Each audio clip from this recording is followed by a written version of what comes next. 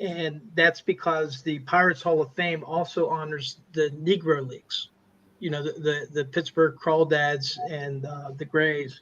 So Josh Gibson, Oscar Charleston, Ray Brown, and Buck Leonard were part of their inaugural class. The three guys, I have no problems with it. Leland, he was the manager for 11 seasons. He's third most. Only Danny Murtaugh and Fred Clark, who managed in the early 1900s, have managed more seasons with the Pirates, and he led them to 3 division titles. Manny Sanguillen played 12 of his 13 years with the Pirates.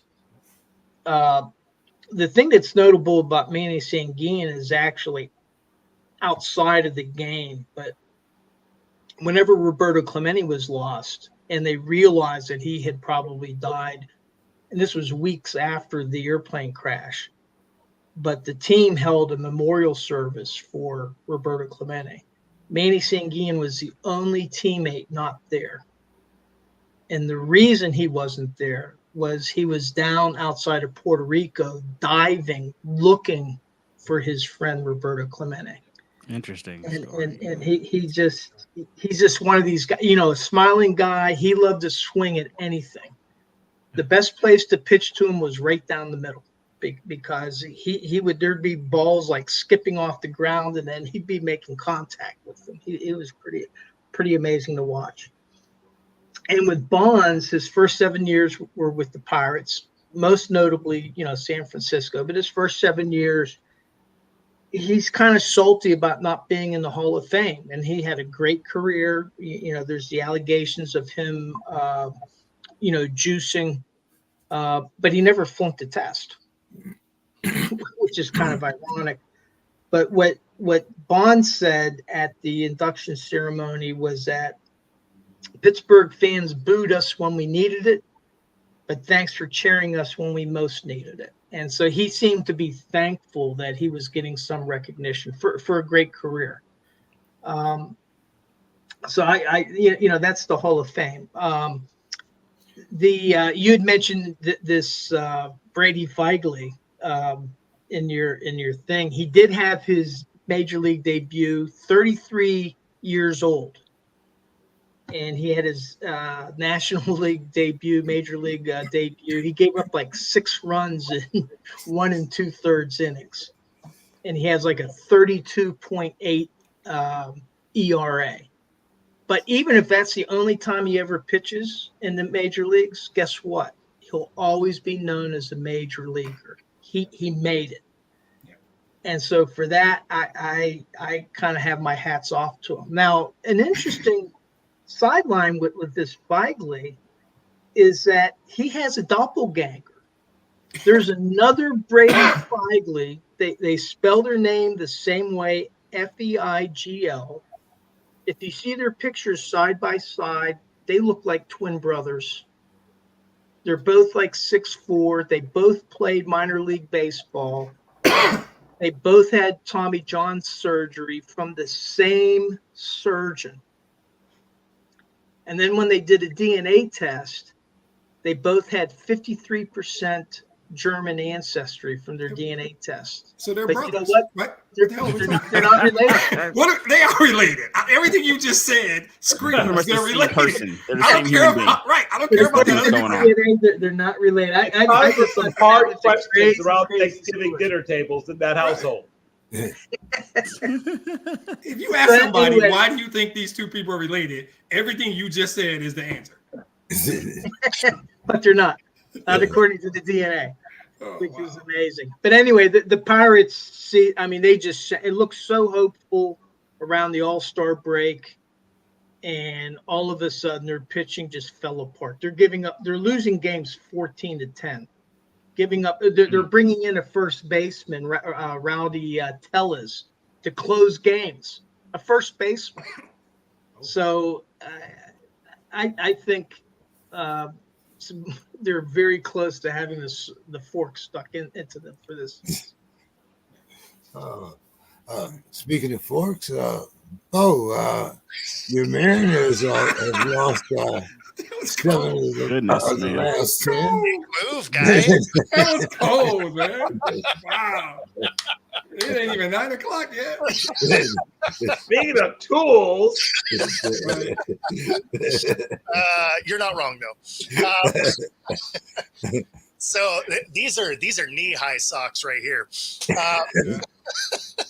So this is the thing that's frustrating about this Mariners team, and they are, they're 3.5 games out behind the Astros, but they are leading the majors in pitching, absolutely crushing it, and then they are dead last in hitting in every imaginable way.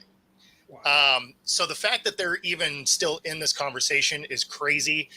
They have almost 70 more strikeouts than the next worst team, right? Oh. So, which is nuts. If you go to the bottom 5, that 5th team is 150 less strikeouts than the Mariners.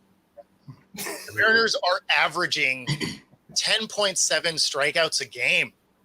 Yikes. I mean, wow. Wow. They have a team batting average of 215. It is insanely bad. You have a designated hitter, and by definition, what is the one thing they're supposed to be good at? Right? You have one job. You have one job, yeah, for sure. Exactly. Right? Like you hit the damn ball. 167. Oof, goodness.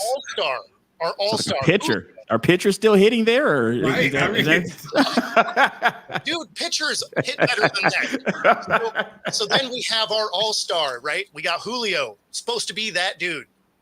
He is 1 in 21 of his last 25. He's batting a 40, not a 140, an 040 in his last 25 plate appearances. The fact that they're only 3.5 games out is a testament to how amazing the pitching has been. Yeah. We have Logan Gilbert, that his whip is under 1, right? It's a .90. He's going to be the first one since 1910 to have a losing record. Wow. With less than a 1 whip. That's bad. Should never happen. So yeah, I saw this on the docket, and I was just like, okay, well, I mean, I'm just going to put on a Costco bag of socks because what is happening with my team? You know what's odd though, Bo, is your team came into the day 67 and 66, 5.5 games out of the wild card race. Yes. There's another team that came into the day 67 and 66, 5.5 games out of the wild card. They've won 8 of 10, 5 in a row, and they're leading tonight. But we ain't talking about them. I'm sorry. I got a little bit. I mean, the M's won tonight. Oh, yeah. We're up right now. So, but the thing is, I feel great about my team, and you are really mad. So that's a weird thing. So there's a distinct difference between your team and mine, though, because you're playing complete baseball. Yeah. Right? Your batting is complementing your pitching. Now, your pitching isn't as good as ours, right, but your batters got off the bus. Exactly. Which is, helpful. Yeah, exactly. Whereas ours, we are 4th in walks. So what that tells us is they're not even picking the bat off their shoulder. Yeah. Right? Like they're just like, you know what? If I stand here long enough, I'm either going to be out or on base. It's frustrating to watch. And as you went into the trade deadline, they get rid of Ty France, who was our second best hitter. So you're like, okay, we're going to make a move, right? You did that to free up some cash. Maybe you're going after Bellinger, something smart. Instead, we bring in Randy that has the exact same stat line. What? So yeah. So no, I'm not bitter about it at all. I can tell. But yeah, no, it's a rough spot to be in. They're within striking distance, but that being said, it's the Mariners, and this is the roller coaster ride we're on. So now we're going to be in that rotation of, if we'd only won a few more games early in the year, we could be in the playoffs. So that's about it. That's about it. If their bats can ever come together, the pitching will carry. Well, you know, Robert Wardell in the comments is saying, "You wait, Dan going to get this team on a 20-game win streak." Nice. That would be amazing, considering there's only 29 games left. Reg, Yes, sir. is 5 months too small a sample to put Juan Soto and Aaron Judge in the best 1-2 conversation? Of course it is. Look at the history of baseball. I don't even know if they're the best 1-2 in the Yankee history. Like, are you like, even if you I feel like it's too, baseball has been around too long. You're not talking about a sport that's been around for like 3-4 years to take a 5-month sample size and say anything about it. It's a 5-month sample size. I mean, so for reference, here's a couple of guys that hit back-to-back in various Yankee orders. A guy named Ruth and Gehrig back in the day. Yeah. Some of you might be They're not bums. And Roger Barris, who combined for 120. No, it's more. 115. No, Yeah, wait, hold on. Gehrig and Ruth are considered, I believe, the gold standard. Anything under them is. Which is pretty much everything else, as a matter of fact, especially in Yankee history. 61, Maris and Manning did 150. In 150, right. 100 runs at 154 game season combined.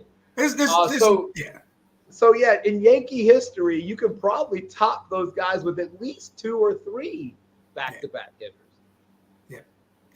I like how Reggie just cuts right to the chase. They're not even the best on their own team. Yep. They're not. Not even in Yankee history. Really, but now, to your question, maybe. I don't think so. Because I always think of these secondary things like the conditions they played in. Ruth and Gehrig and these guys had to have second jobs, and they played with crappy equipment, and they didn't have personal trainers, and they didn't have And how many years did they do flights, right? And shorter games in the season. Yeah. So if you really go, and I'll put on 3 pairs of Black Sox, just look at 1927 and look at 1961, and this conversation kind of shut down quick. So it's cute what they're doing, but Soto's going to have to hit 50. That's if Judge gets to like 65 or 66. To catch Maris and Mano at 61. And that's a big ask because he's about to start getting the Bonds treatment, by the way. He's going to see a bunch of walks. I'm not pitching to him. He's about to get treated differently the rest of the season. So it's a cute story. But since we got the reference section on the show tonight, what did McGuire and Canseco do back to back? That wasn't too shabby. No, it's a duo though. He's talking 1-2. And neither of those guys had anybody the level of Juan Soto. Bill and Reggie got it. The references are Maris and Mano in 61, Ruth and Gehrig in 27. No, I get that. That's the comment. I mean, but it was a fun duo to watch too, and they mashed some balls out. No, we're talking same team though. He's talking 2 guys on the same team.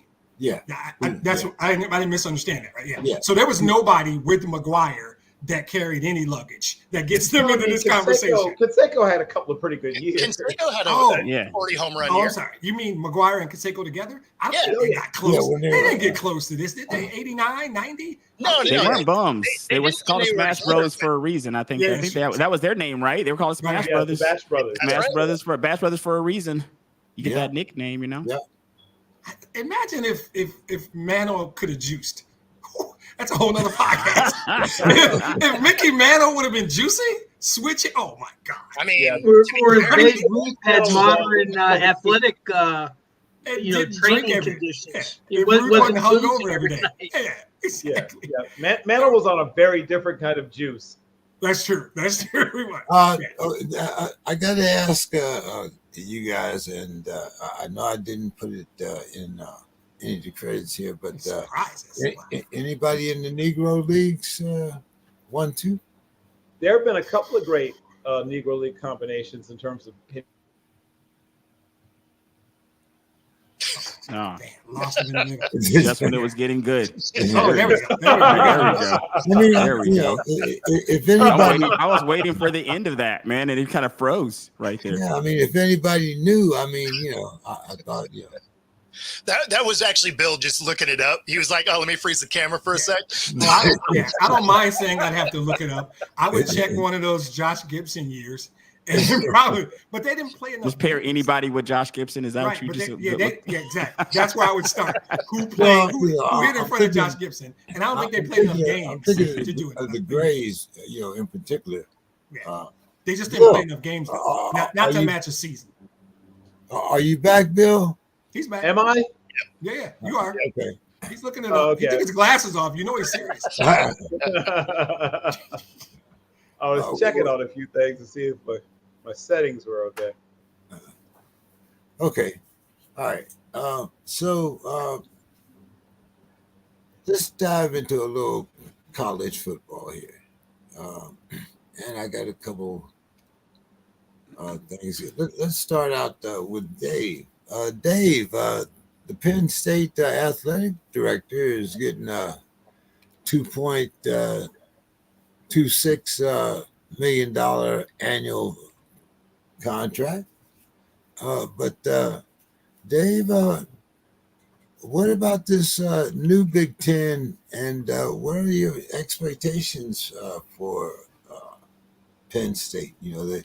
While they were, kind of small, they were always kind of there in the hunt. What do you think? Are things going to be the same now that we're the Big 20? Have I lost count? 18? Yeah. Man called us the Big 20. First with the athletic director, Patrick Kraft. Yeah, he got about $1 million a year increase in pay, which is pretty nice.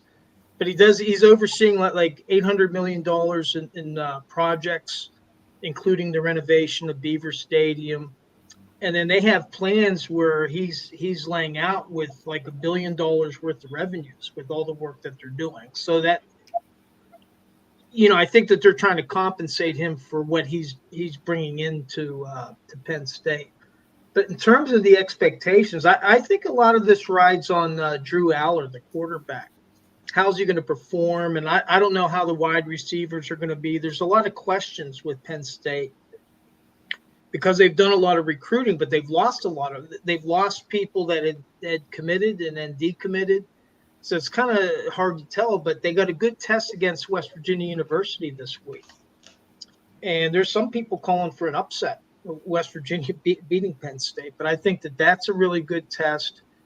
The thing is that Penn State has a really easy schedule. They're only playing in the regular season just 2 ranked teams. I think it's USC, that's like number 23, and Ohio State, number 2. So they're benefiting from the Big 18 where they're not having to play Michigan and Ohio State every year. So, they're not going to be, if they can get past WVU and USC, well, then their big game will be Ohio State. And then you get into their tournament. So we'll see. But I think that this West Virginia University will be a good evaluation of where they stand, though. But with that easy schedule, they should definitely, maybe Ohio State should be a loss, but on paper they should be like only be a 1-loss team going into the tournament. Okay. Demetrius, what about the effect of this Big Ten expansion on your alma mater? I think I'm going to call them the Big Almost 20. Yeah, I like the Big 20. That's fine. The number doesn't matter, obviously. I think that in general, I know who my team is. I don't get on this podcast and talk about my team like they're something other than what they are. I think for us, what it is, the conference has more prestige. And so when Jonathan Smith is sitting in the living room, he can talk about matchups. Hey, we're going to play Oregon this year. Hey, we got USC and UCLA and all these teams in the conference now. So conference prestige is a big deal in recruiting. So it's gonna make everybody better. I think for us this year, we got 60 new players, 60, right? We got a new coach, we got a new quarterback, new everything. And we came out of an unmitigated shit show last year. What our former coach did was horrible. So I'm comfortable saying I don't know what we are. I just don't know. I'm going to see. It'll be entertaining. But in general, I like the expansion. I think obviously the SEC and the Big Ten have separated themselves. They are the 2 conferences. I think it'll help recruiting and the next TV deal will be even more lucrative than the $8 billion deal they signed 2 years ago. So for the conference as a whole, this was going to happen. This was the way. And so what these bigger deals and these bigger conferences do is they give you more money to pay the kids, to pay the players. Shocking. And ultimately, when we start winning games, I like where we're going. We'll be fine. We'll take our shot every few years and end up in that playoff somehow. But I know who we are. But impact in general, I think is good for the game. I think it's good for the kids. And ultimately, I think it'll be good for my school. I like it. I've never been the one trying to say, oh, let's go back. I don't care. I don't care what bowl we go to. We can go to the Bluegrass Bowl. I might fly down there. Wherever the hell the Bluegrass Bowl is, I might fly down there. Who knows? Bring your clogging shoes, Demetrius. I like the Pop-Tart Bowl. Exactly. Pop-Tart. Yes. I'm going to Pitbull Bowl. That's got to be in Miami, right?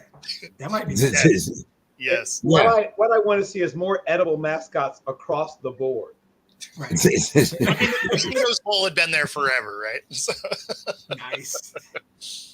All right, wait. Look, here's my man Don. Don, how we doing this evening? Don? Hey, guys. What's going on? Shows up just in time for NFL talk. He timed it. Right? Oh, wait. We got to get the Pac 2 conversation. Sorry. Yeah.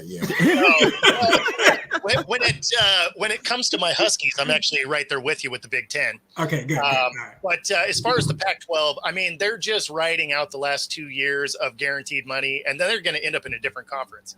Yeah. Like there's no way they're trying to resurrect this thing. They're not going to blend Mountain West and those two schools. That doesn't help either one of them out. I'll be really surprised if somehow those two schools don't end up in the Big Ten to try and keep some semblance of rivalries. Yeah. Right. So, and then it would be the Big 20. It will be the Big 20. Exactly. And thus the Pac-20 is born. Reggie, what's going on with your Alabama boys there? What's going to be considered a successful season for Roll Tide? I'm going to move us on to the NFL pretty quickly here by saying we expect the playoffs and we expect to win because we are Alabama fans, and this will become accustomed to. Of course, we expect to win every single game we play. But if you're being a realistic fan, we got a new coach. We're in the same division here with Georgia. It's going to be an uphill battle, in my opinion. As just a realistic fan, it's going to be an uphill battle. It's he did it in Washington, but we got to see if he can do it here. And with transfer portal, things can change very quickly for a lot of teams, kind of overnight, over one season. Things change very quickly. So if you're a realistic fan, then you're hoping that we can get into the playoffs, have a winning season. That's kind of what you're hoping for. But if you're your typical Alabama fan, we just expect to win. We expect to win every game we ever play. Which one Absolutely. are you, and what's the record? I'm gonna say I'm in the middle, and I'm hoping just for double digits, man. We get to 10 wins. I'm popping bottles over here with a new coach. I'm excited. I'm excited at 10 wins. Right. So I'll take that. You're far more optimistic than me. For the Huskies, I'm like, can we be bowl game eligible? Like that'd be rad. Yeah, exactly. The R&L Carriers Bowl. Right. Don, what's your expectations? You expecting to knock Alabama out that spot? Oh, we got the Don 4-second delay. Oh yeah. Nope, we don't have it. Just beat Michigan week 2. That's all Don needs to do. I don't care about the rest. I don't care about the rest of Texas' schedule. Just beat Michigan week 2. We do not have Don. I feel like Don's on a moon base. Like this is the Do you hear us, Don? You see his eyes moving. We see you moving, bro. All right. We're gonna start giving him hand gestures. All right. Well, I like Robert's comment here. Timu Internet. Oh, Okay. lost him. Oh, Yeah, did you 'cause kick him that out? actually is better, guys. Because if he is just sitting here and he's not listening to the show, like, what are you doing? Like, if you're just sitting here on camera and you're not listening to what we're doing here, like, No, he I'm just actually glad he just left, man. I'm glad he did. That made me feel a bit better. He can That's right. usually hear us, but we'll see. So anyway, This is So you're saying, Reggie, that if Don's bettering himself by listening to a TED Talk, you'd be disappointed? Luckily, he was up. I just like the way that it exited. There In. he is. It was Cartman. It was like, screw you guys, I'm going home. Don, can you hear us? Oh, wait a minute. Yeah, you got it. There he is. It's fine. It's fine. Don, First- can There we you go. hear us? First to Major Don. Can you hear us, Don? Yeah, I'm back. Can you hear me? Yeah. There we go. Yes. Yeah. Yes. Okay. All right. So, what's your expectations? I hear you. What's your expectations Well, for Texas? You intended to knock Alabama out this season? 3, 2. Well, we don't play Alabama this year. So we do play Georgia. But, it's very possible we could play Alabama, beat them in the playoffs or the SEC championship game. But it's very possible we can play Georgia 3 times. I don't know if I knew that because we play them at home, and then if we get them the championship game, and then we might get them in the playoffs. So very possible we'll do a 3 on Georgia. But it's possible we can play Alabama, but I'm not thinking that's going to. No, not if you're planning on playing Georgia 3 times. You No. It's a long season. All right, guys, let's jump here into the NFL. And I'm going to start off with the Players Union. Decided that they didn't want to change the ruling of the third string quarterback. He must be a part of the 53-man roster. He cannot come off the taxi squad, and I believe there's a limited number of times that he can be called up. So I'm going to start with our rules committee here. Bill. Well, I do miss the old days of the roster exemption for the emergency or whatever you call him quarterback. It helps teams in 2 ways. One is if you had a quarterback, I'll use an example of Jason Bean. People like me watch all the preseason games. You remember how exciting it was watching Jason Bean when he was playing for the Colts. And I'll be honest, when he was coming out of Kansas, I called him RG3 Light. And down to the high-end track background and playing in the Big 12 back when the Big 12 was Big 12. And he was electric at times, but obviously an inconsistent passer. But he looks like he worked on his passing mechanics. He looked better than I've ever seen him consistently in the preseason. And if the Colts wanted to carry him, they would have had to carry three quarterbacks that would count against their 50. And just so you know, they carried 10 offensive and 10 defensive linemen. That's 37.7% of their roster just between the 2 lines.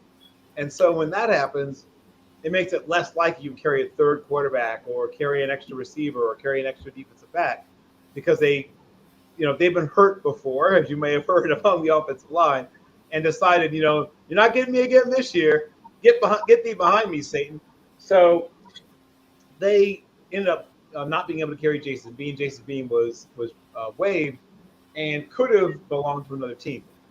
Now, whether he becomes an NFL, even a high-level backup, is still very much up for debate. But he's a truly interesting player.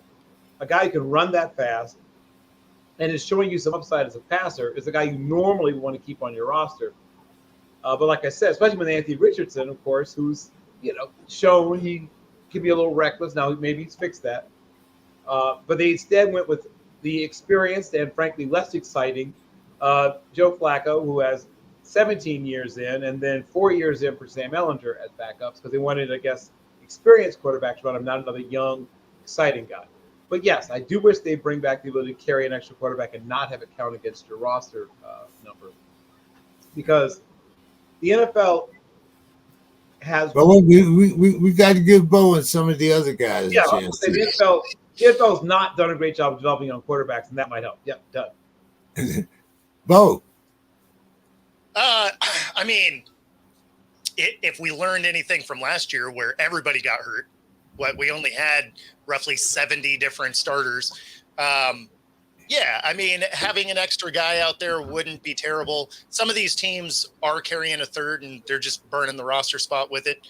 But I mean, with the way that practice and preseason has made offensive line not great anymore, you probably need that third spot because these guys get hit a lot.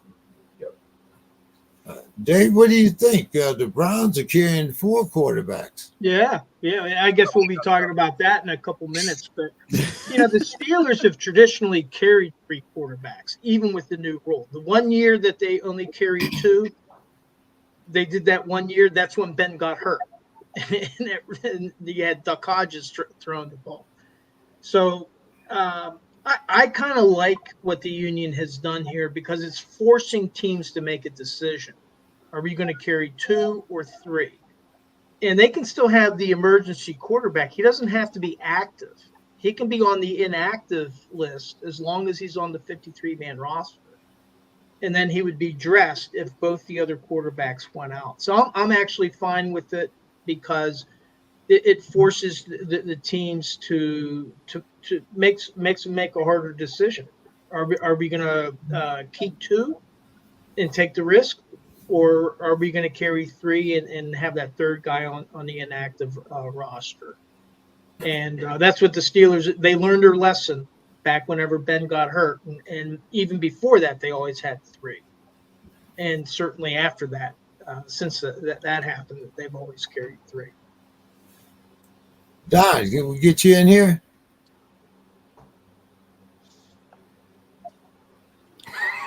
Yeah, I'm back. Oh. Bad connection as usual, but I'm back right now. Enjoy it while you can. So, what's your thought on this third quarterback situation?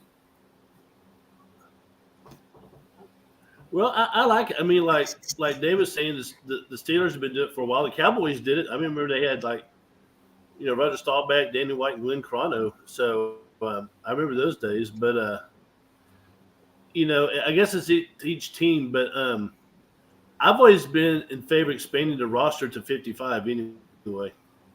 If that extra man's a quarterback, and then you could have a maybe utility offensive lineman. But 53 just seems to become an arbitrary number. So I always thought they should increase it, maybe 2 or 3 more players. But by the way, that's coming in college. By the way, they're about to increase the scholarships in college. So maybe that's a trend. So we're going to have 200-man teams and 20 school conferences. So Reggie, am I going on that subject? The 3 quarterback subject? Yes. I'm a fan of roster expansion, kind of like what Don just said. If we could expand a couple of members, to 55 from 53, I don't think that's crazy. At the same time, I don't. From a fan standpoint, if you're just like a general fan, I don't think this is something that you just go around thinking about. To be honest with you, if your favorite team has 3 quarterbacks, that's a disaster.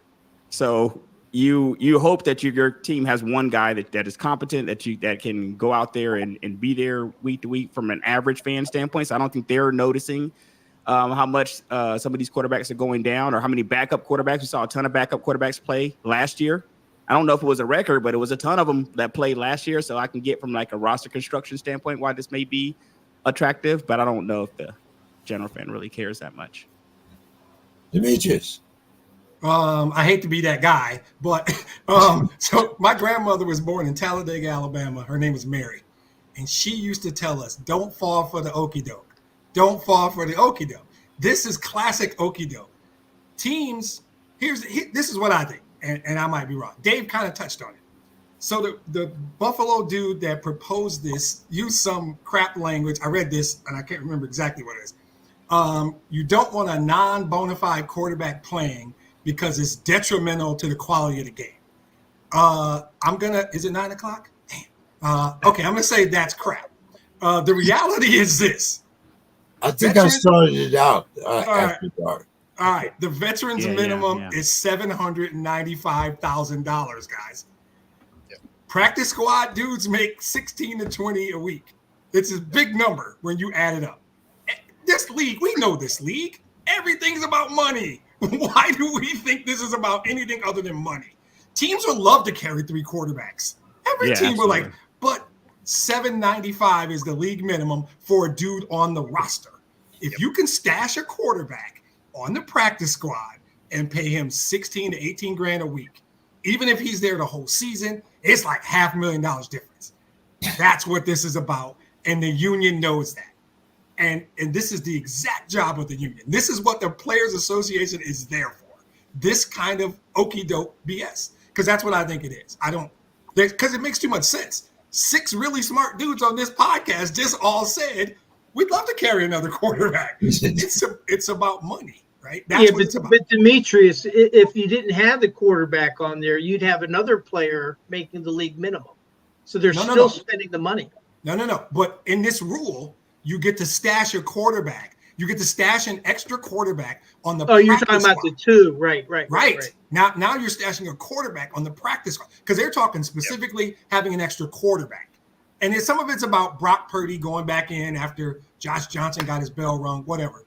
The whole thing about stashing a quarterback there is that's $500,000. That's what it is. Or it's like probably more than that, actually. Because if he's on the roster, whether it's 53 or 54, whatever it is, you got to pay him minimum $795. If it's a quarterback, you're probably paying that dude a lot more than $795. Because that's league minimum for a third string linebacker. League minimum for a third string quarterback is probably higher than that. I'm not trying to be the skeptic. I think this is a money thing. Very logical take there, for sure. It's always a money thing. With that league, I'm not even mad at them, but they're not tricking me. I know what you guys are about. Okay. Demetrius, I'm giving you first shot at this because you might disagree with me here, but for me, black socks, black shoes, black tie, all black, black mask, black all everything. Goodness gracious. The Hall of Fame has revised its bylaws governing the annual selection process. Now, just a coincidence that Bill Belichick would be eligible for the next Hall of Fame class? Bullshit. Well, So, I mean, go ahead, Demetrius. Maybe it's just me. You have a point. You definitely have a point. I don't think I care, though. I don't know if anybody cares. Reggie said something earlier about, most people don't give a damn. I think this goes back to Joe Gibbs, and maybe it was Paul Brown. Bill will correct me if I'm wrong. They had retired, got enshrined, and then came back to coach years later. I know Gibbs was one. There was somebody else, I think, before that. But this is I don't know who cares. I got on 2 pairs of black socks. I don't care about this. I don't care if a guy is in the Hall of Fame and he coaches again. Who actually cares about that? What difference does that make? So if Belichick gets enshrined, but 5 years always seemed ridiculous for players. If a guy submits his paperwork, you make a rule. You submit your paperwork, you can't ever play again. Put him in the next year. If he gets voted and he's eligible and everybody agrees, I don't need him to wait. Why are we waiting 5 years? So I don't. My honest thing is I think they just want to put these guys in before they die, is my guess, as morbid as that sounds. It's probably fine. I wonder if any of the other 6 guys on this podcast give a damn. I'm going to shut up because I want to know if you guys care. Because I just don't. I was going to say, I'll go second right there. No, I don't. Carol would be part of it. Go ahead. Go ahead, Bo. No, that was it. I think it's dumb. If you're, that's it.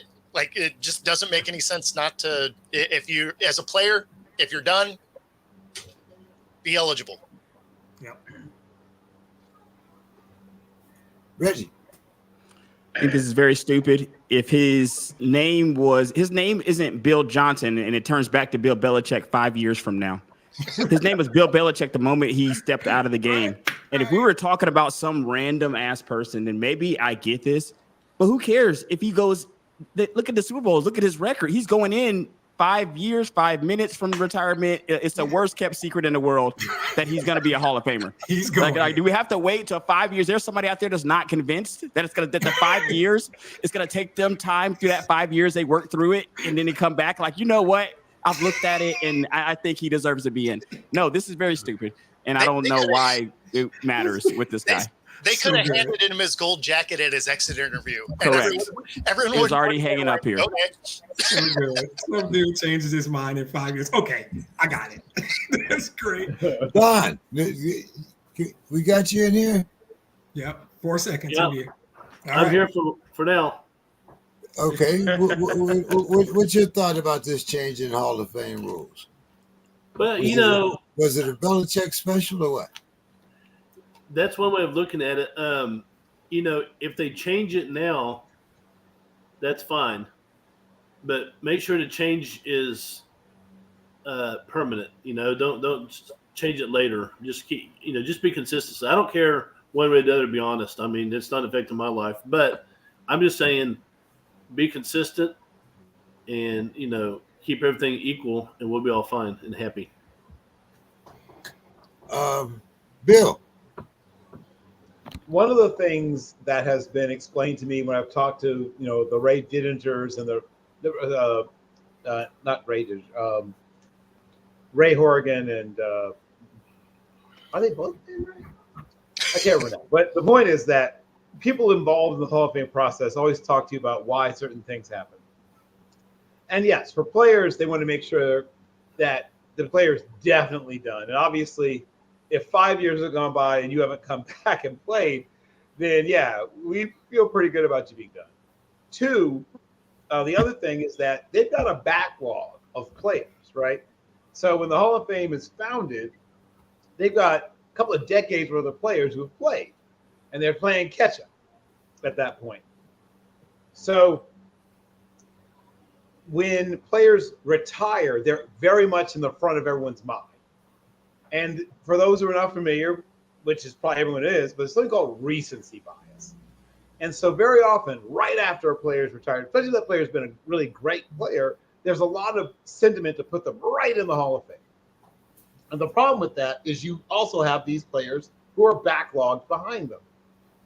If you keep front filling with players who just retired, or coaches or anybody who's just retired, now your backlog problem exacerbates and gets worse and worse and worse.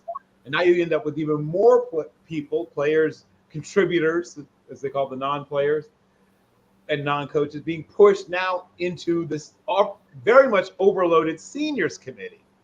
And I have written multiple articles about the seniors committee and why it needs to be overhauled and revamped and things like that. While I understand the sentiment to get away from having any sort of waiting period, it will have the classic law of unintended consequences, where we're going to, with on the back end, more people dying waiting to get in the Hall of Fame rather than less. Isn't that an easy fix, though, Bill? Can't you just have a rule that says you can put in 2 players who retired in the last 5 years, 2 players between 5 and 10 years, and 2 players 10 years or more? Isn't that an easy ass fix, right? I feel like it's not a difficult coming from the Hall of Fame. The Hall of Fame can do whatever they want, and they've changed the rules before. And and if they have a special circumstance or they want to waive the 5-year waiting period for a player, they can do that. They can do whatever they want. The irony is, if this was especially for Bill Belichick, now he was a great coach, but. And it's a big but, he almost single-handedly undermined the entire credibility of the competitiveness of the league. And people forget what happened way back in the early 2000s when Senator Arlen Specter was threatening to have Senate hearings over the NFL and the cheating scandals that they had. Yes. And then Roger Goodell, he destroyed the evidence. They slapped the Patriots on the hand. They fined them some money. They took some draft choices, and they penalized them for a game. For what they proved to be a game, and then they destroyed the evidence because in Roger Goodell's mind, it confirmed what I already knew about the issue, so I destroyed the evidence. But what that did is that prevented the Philadelphia Eagles from investigating, well, did they cheat in our Super Bowl? It prevented the Steelers from investigating, did they cheat in that AFC championship game? And so I find a lot of irony if this was especially for Bill Belichick. Now, he's a great coach. I respect his historical knowledge, but you can't erase that history. So quick question. So you think that there is somebody, sorry, Bo, there's somebody who right now would not put him in, to Reggie's point, and 5 years from now, time will have passed and they will change their mind? Oh, he's going to go in. He's going in. They swept that under the rug. They want the NFL doesn't want anybody in the ESPN. They don't want anybody to bring that, to churn that up. Yeah, because it's history. Bill's backlog point is legit, but I think Reggie said it best. Usually, when somebody's done, we know if they're good enough to be in or not. Right. And I think the rest of this is just, I mean, like Mike before he went to the Wizards. We knew Mike before he went to the Wizards was still Mike. Right. You know what I mean? You're going in. But I think this is, like you said, they can do whatever they want. That's the irony. Is they can do whatever they want. I mean, I look at it this way. You're talking about all the times he got caught cheating. Isn't this just a way for him to cheat to get in early? Man, do it. How fitting is that, right? Can't be stopped. Like, bad boy. Can't stop, won't stop. That's what I'm saying. I hope when they do his bust is like got a clicker and like a little binocular spyglass and a hood with a hood hanging out of the back. Yeah, I want his bust to have a hood so bad. I'm sure it will. Reggie, the Falcons signed cornerback AJ Terrell to a $81 million contract here. 65.8 was fully guaranteed. I think that makes him the highest guaranteed amount of money going to a cornerback, I believe. But the Falcons lost their final preseason game, and I know people don't say it doesn't mean much, but Reggie, 31-0 to Jacksonville. Mm-hmm. Talk to me, Reggie. What's going on? I mean, it's as to be expected. They played their starters. We didn't. So that's the kind of thing you expect from a team. They better destroy some of these other guys who are not going to have a spot on this roster just a week or so from now. So you should be destroying those guys. So I'm not really concerned about that. I'm happy about that, but I'm more happy about the Judon Simmons moves that we've made over the past week. Those are the moves that have the city excited. Everybody's happy about that. The strides the defense seems to have taken in general. And the AJ Terrell situation is something that we knew was going to get done. It was. I mean, come on, we're not letting him walk out of here. So nothing to see here there. Before you go, Bo, tell us about what's going on there with the Seahawks. You got Nuwaso with MCL sprain. You traded for Travis Gibson. And you cut PJ Walker. Yeah, moving on from Walker was not a shock. You know, he didn't perform all that great. Certainly didn't in practices. So for him to not make the roster did make sense.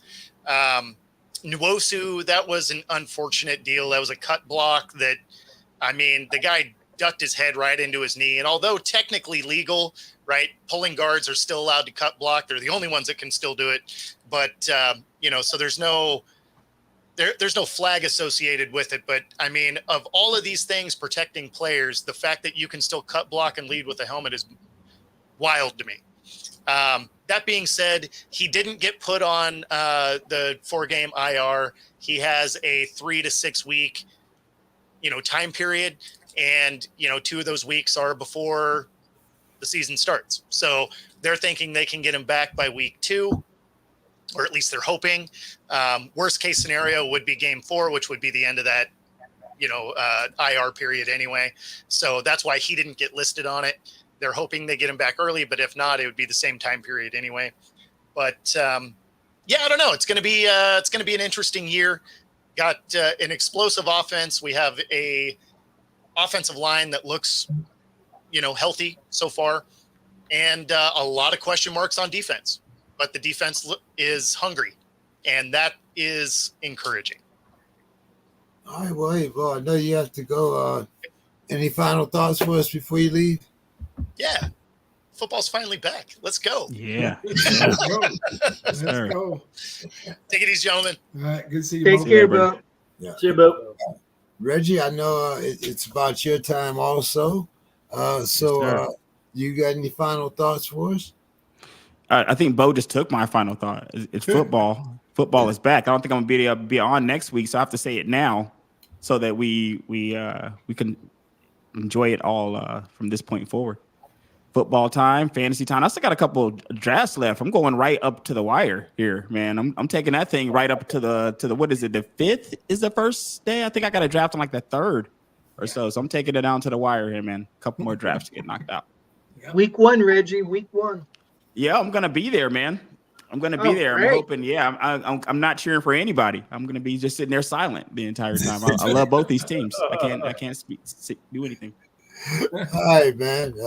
Good having you. We'll talk to you soon, Reg. All right, guys. See ya. Enjoy the rest of the show. Bye. Take care. All right. See ya. Okay. Let's start. Demetrius here. We're going to start with the 49ers. We got 36-year-old left tackle Trent Williams. Says he won't return to camp until he gets a new deal. Trent has made $150 million during his career. But is Trent the king of left tackles, Demetrius? And do you think he's going to get his bag? He is a very, very good left tackle. I believe you said he made $150 million. There's the answer to that question. He's going to get a bag. It might not be the bag he wants, right? Here's the problem he has. He's got 3 years left on his deal. He just signed, right? That's the opposite of leverage. The leverage he has is what he's exercising now, which is I'm just not going to show up. And I think they right now he just looks and he's sitting at his house and his wife or somebody's over there going, "You're not the 6th best lineman in the league. That's disrespectful," right? That's what it is, right? Contracts caught up with him. Somebody made him aware that he's the 6th highest paid lineman in the league. He does not believe himself that there are 5 dudes better than him. So I think their only way out of it, though, because they're not going to set a precedent and tear up 3 years. Dave or Bill can tell me if that's ever happened. I have never heard of a team tearing up 3 years on a deal. What they can do is accelerate some bonus money. They can flip some non-guaranteed stuff to guaranteed, and do something like that to get him a bag, a bigger bag.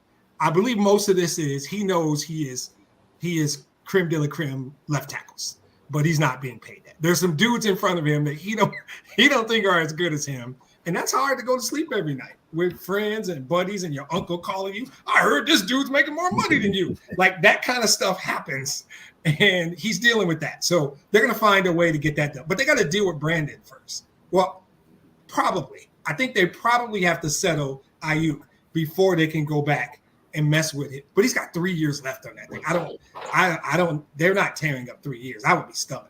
But maybe. And he's 36. You might tear up 3 years for a 26-year-old. I don't know if you're going to tear up 3 years on a deal for a 36-year-old, but we'll see. Don, you there with us? I'm here. What do you think about this? Hey, I agree exactly like he just said. They'll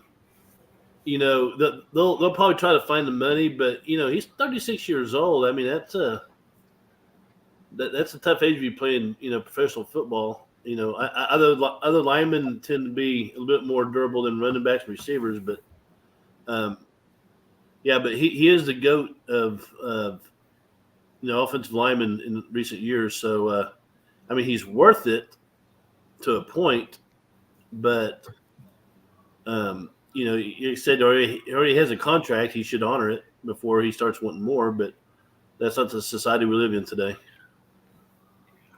Bill, your thoughts before you pass it on to Dave. Well, contracts in the NFL are honored occasionally by teams and players.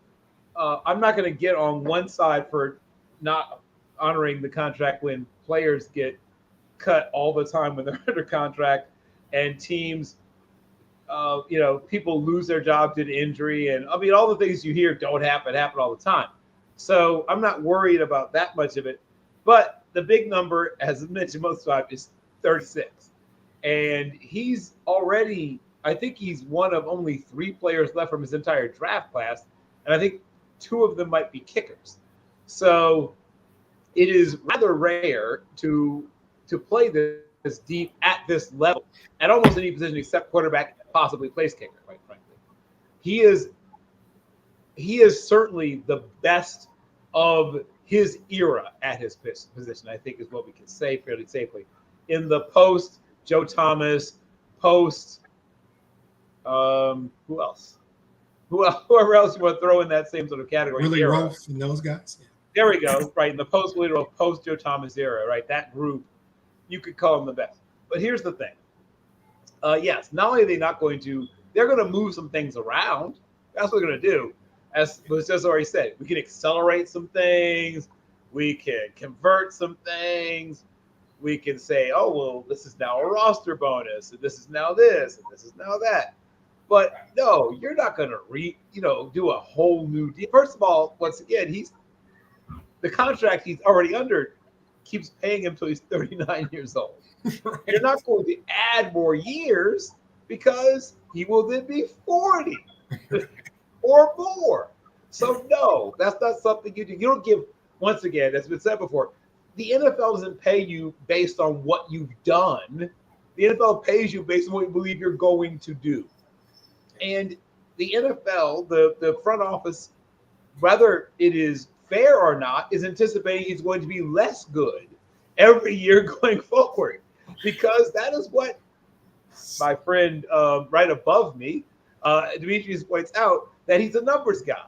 Numbers say that 37-year-old football players are worse than 36-year-old football players. 36-year-old football players are, specifically speaking, worse than 35-year-old football players, right? This has been proven. There's a lot of data. So you don't pay someone more when they're going to decrease in value to you. You find a way to make them happy as best you can. But no, he's not getting a new deal because there's not enough new football left in this great play. Right. New football. I like it. Dave, you want to close this subject out? Sure. I mean, my perspective on this is that the leverage that Trent Williams has is that the 49ers are trying to hold together a Super Bowl caliber roster. That's his leverage. And he's looking at this year and next.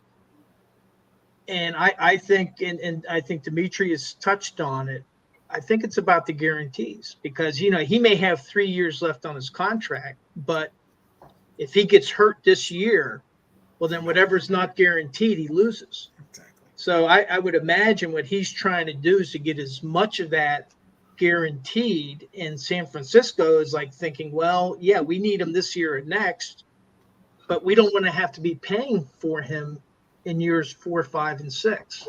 Yep. And so I think that's where it comes down to. And the Brandon Ayuk situation may be impacting that. Absolutely. Yeah, I think so. We'll see. I still got my fingers crossed, but I think he's still going to remain a 49er. But anyway, these next 2 questions are kind of dedicated to Mr. Scott, the language. Anyway, Dave, the Clowns running back Nick Chubb starts the season on the PUP list. How does this affect the play calling and the blocking schemes for Mr. Massage? And what do you think? The Clowns roster includes 4 quarterbacks. What are your thoughts there, Dave?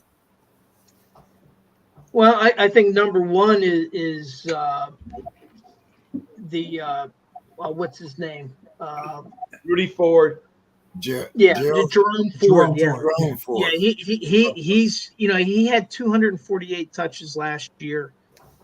they're going to be riding him. So I don't know if it's going to necessarily impact the play calling, having Chubb on the list there. But here's the thing: is they got the 4 quarterbacks. I don't understand what they're doing. Maybe they're trying to make a trade. But I think part of what's going to happen that they have as many quarterbacks as they have running backs and tight ends combined. They only have 2 running backs and 2 tight ends on their roster right now, which is kind of insane. And it's like, well, I guess maybe they're planning on throwing balls to Amari Cooper and Jerry Jeudy and into the wide receivers all the time because they're very thin. So it's going to be interesting. I imagine that they'll be picking some people up here over the next few days, going through the waivers and the free agents that are available. But to me, that's amazing. You have as many quarterbacks as you have running backs and tight ends combined. That's clowns. Clown world. Clowns being clowns. Go ahead, Bill. Yeah, I'm going to first of all agree. They're going to pick somebody else up at one or more likely both those positions, and at least one of those quarterbacks is either going to get, waived or depending where they are or released. How many years of service they have in the NFL, and or traded. That's the last thing that could happen. They potentially could be trying to trade for a tight end or running back. And of course. Rudy Ford was an NFL running back briefly from Auburn. Too many people named Ford in my head, but Jerome Ford played admirably, and they're not going to make any changes because he's not Nick Chubb, but stylistically, he's close enough. He's a simulacrum that they can do the same kinds of things, and so they're going to use him the same way they used him last year. He's going to be their primary running back, and I guess he's going to be close to a bell cow because, that term is one I've sort of retired almost from my vocabulary, but the Browns may come as close as any team in the NFL to doing that because of the sheer number of running backs they have on the roster now. They're probably going to look to bring someone in who is familiar with their system. So consider, people who they've had in the past and recently maybe had in the past on their team who already know what they like to do. And if those players are available, and some of them probably are because we just had cuts. In fact, some of them certainly are. I will not be surprised at all if, Dante Foreman or somebody who's familiar with their system returns to the fold. What do you think, Demetrius? Yeah, I agree with you guys. I think that you'll probably see Winston or Huntley get traded, would be my guess, because they could be of value somewhere for someone. I think you're almost certainly going to see Foreman or Jermaine Ifedi come back on the practice squad for running backs, and there's a young tight end named Welch that they like. So I think that's the way you do it. We just happen to be doing this podcast at a time where a lot of those things are happening. Now, some of that could have happened while we've been on the air, right? That's the kind of thing. The quarterback thing, to me, though, is like DTR, they like Dorian Thompson-Robinson. They like him a lot.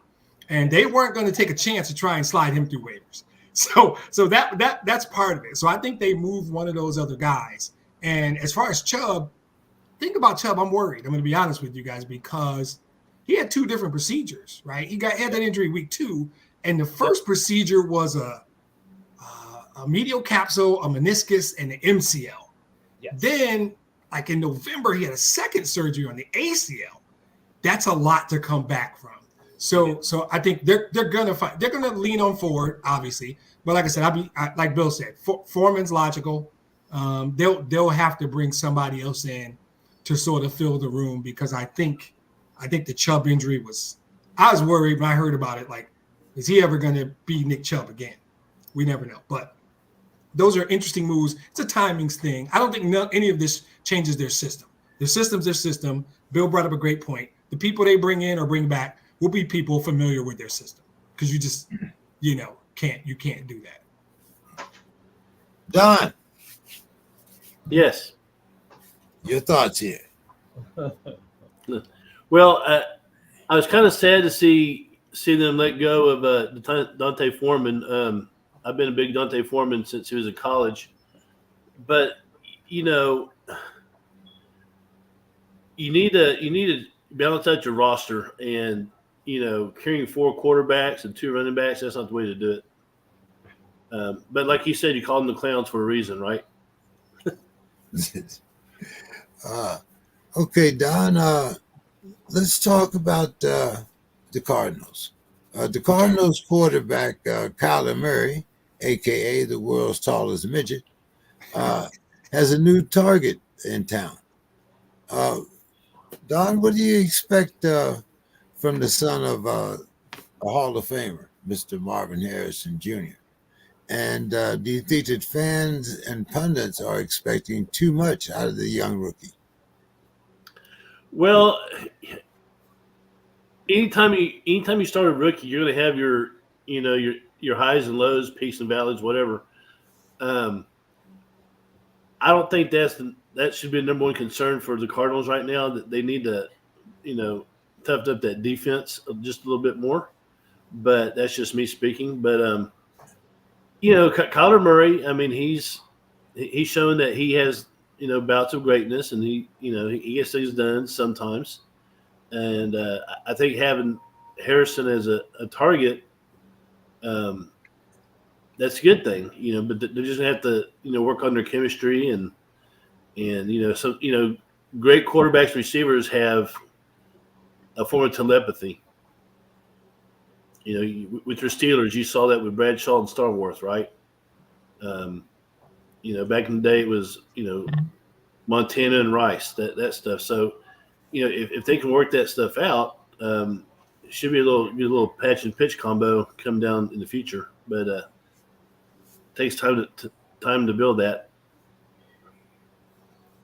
Bill, what's your thoughts? I'm sure you have a complete scouting report on Marvin Harrison. Yeah, well, doesn't mean we want it right now, but we No, certainly have it. so I will not do that to you. But what I will say is, I think he ends up being either third or fourth amongst rookie receivers in terms of yardage. I think that he'll end up behind Neighbors. I think he'll end up behind possibly even Roma Dunze, and I think he'll end up behind. The surprise is probably Brian Thomas Jr., who I think is going to have a monster year. I think due to a combination of, one, being really, really good, and two, I think Christian Kirk will be good, but I think the other pass catchers in Jacksonville may end up being sort of disappointing, at least by comparison. So he'll be somewhere in that third, fourth spot, I think, amongst all rookie receivers. Still a solid season. I'm expecting about 852 yards and receptions, and about 852 yards. Is that what you just said? About 852 yards and receptions. And I'm expecting 7 touchdowns, and he's probably going to average about 14.4 yards per game. But roughly, but I think that gotta love Bill. Roughly, approximately. But I think. He held it down to 1 decimal point. Oh, that's so good. That's so good. But I think that it will not be disappointing, except for those who are expecting him to immediately look like a Hall of Famer. I mean, he's going to have a solid, for a rookie, a very solid season. So unless your expectations are insane, which some people's are, you should not be disappointed. Dave.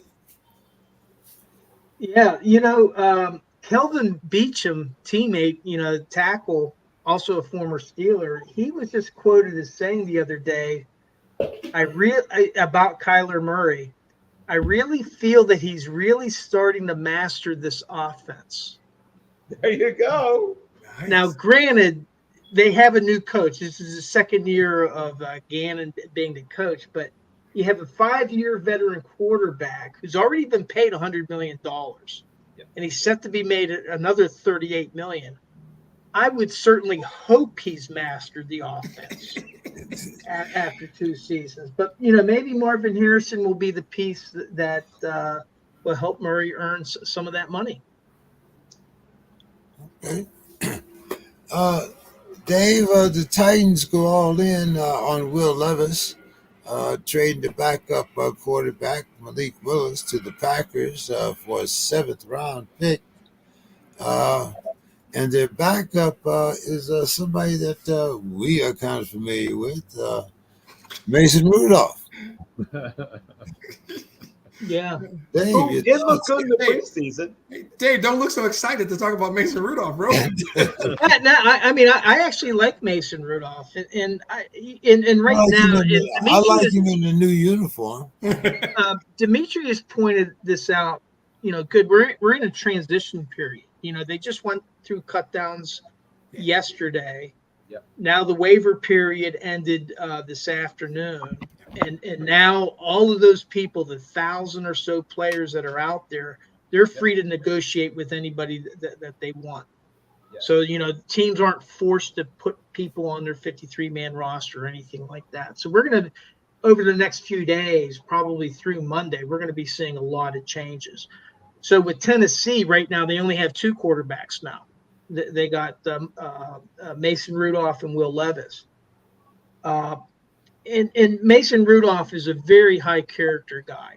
And he really got hammered very unfairly by a player from another team. And I'm not going to go into that, but he really helped out the Pittsburgh at the end of last season. He played really, really well.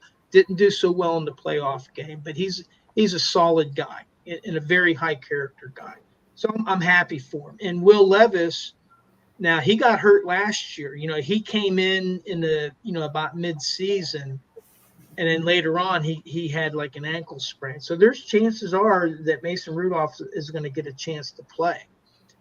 But talking about Malik Willis, he has to be part of one of the worst quarterback classes of history. And I wrote these down. So here's the class that Malik Willis is in. All of the draft picks. Kenny Pickett, he's with the Eagles as their second string quarterback. He was the only first round pick. Desmond Ridder was just released by the Cardinals. Malik Willis was traded to the Packers. Matt Corral, he was just waived by the Vikings. Bailey Zapp was just waived by the Patriots. Sam Howell, he's the number 2 quarterback in Seattle. Chris Oladuncan, he was released by the Chiefs. And the only 2 quarterbacks, or the last 2 selected, that are with the team that drafted them, Skylar Thompson, who's the second quarterback with the Dolphins, and Brock Purdy, who's the best, who was Mr. Irrelevant. But that has got to be one of the worst quarterback classes. It's only 2 years old, and they're all with different teams except for those last 2 guys.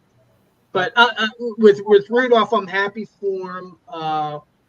I hope that Will Levis has a good season, but chances are Mason Rudolph is going to see some playing time, just the way with the 17-game season, just the way it goes. My bold-ish prediction is that Sam Howell rejuvenates his career either in Seattle or someplace and becomes the second best, though I don't think he catches Purdy, but ends up becoming the second best out of that class once all said and done. Yeah, well, I mean, he got hurt by the team that drafted him. I mean, he went into a bad situation. Correct. And he looked really good at times. Good evening, Mr. Scott. How are we doing this evening? Very good. Very good. Glad you could come by and join us this evening. Yeah, it was great to hear. I just caught the tail end of this, hearing about some of the quarterbacks. I wondered that anybody, it's so wonderful to see the great Bill Carroll and some of the others, but I'm just wondering what the thoughts are on Sam Darnold. I mean, I'm glad that you came in, Mr. Scott, because it is just in time for our Vikings question. Because I wanted to ask you first, and then I will pass your question around to the panel. But what is going on? You got your tight end is on the PUP list. He's going to be missing at least 4 weeks. You got what's the status with Addison? And I guess as you're saying, how is Jefferson going to impact? Darnold going to impact Jefferson's numbers? Well, those are all some very good questions. The truth of the matter is that our GM and especially the GM, Mr. Analytics, he's Mr. Wall Street. He's his neck's on the line here. I mean, hell, what was it? His first #1 draft pick, Lewis Sine from Georgia, never played, and then they jettisoned him. Finally jettisoned the young man, not even giving him a chance. So I don't know. I'm just concerned about the Sam Darnold situation. I mean, I think that's the mystery key as to what's going to happen. I mean, the division looks better. I mean, was it Green Bay just got another quarterback to go behind their starter? Didn't they? I thought I heard that. Malik Willis for his 7th round draft pick. Yeah. And so we have the great Nick Mullins, and then we have Jared. So it's very concerning, especially with Detroit there and Chicago. So what is going on? And then to get rid of Nwango? Oh my goodness! Why in the world would you jettison him? He looks like he had potential. Looked like he was going to be a great contribution to the running backs. Dalvin Cook goes to Dallas. I mean, I don't know. Right now, I'm just kind of in a real quandary as to what's going on up here. I just have to get used to the change, differences, and I'm concerned that we might not be any good. We might be just down there at the bottom with Pittsburgh. We might be just down there with teams like that. So. I'm sorry, he slipped that one in on me. I wasn't ready. I noticed how he slipped that one in, but I'm going to go to your nemesis here and ask him first, and then us Pittsburgh guys will gang up on you. Go ahead.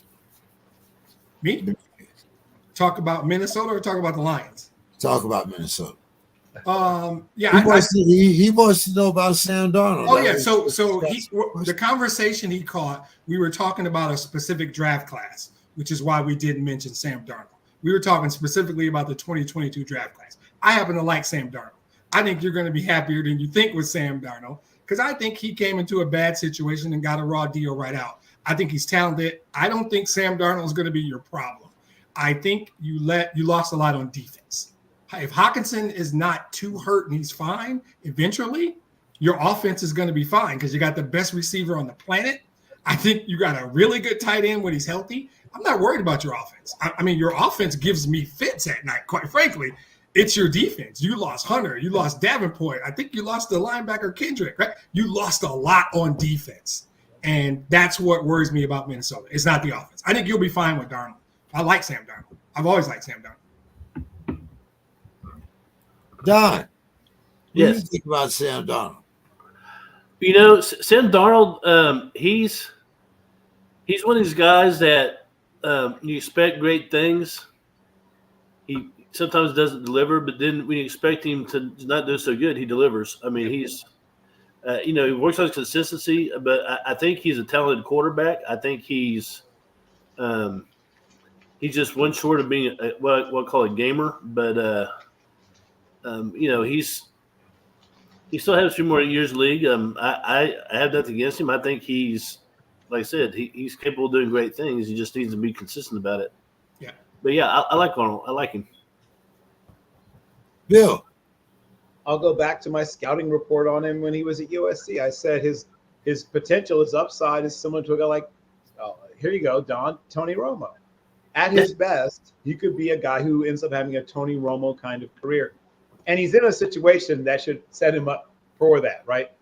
Assuming Hawkinson comes back after he is healthy-ish, which may take 4 to 6 games, but comes back at some point with the rest of that talent that you have there on offense. And if the offensive line improves even a little over what it was last year, because Darnold's been behind some bad offensive lines before. This, I think, is better than some of the ones he's seen. To him, it may not look as bad as it may look to somebody else. So I won't be surprised at all if he has a above the middle line kind of season. If he ends up being a top 15, 14 quarterback, I will not be surprised one iota. Agree.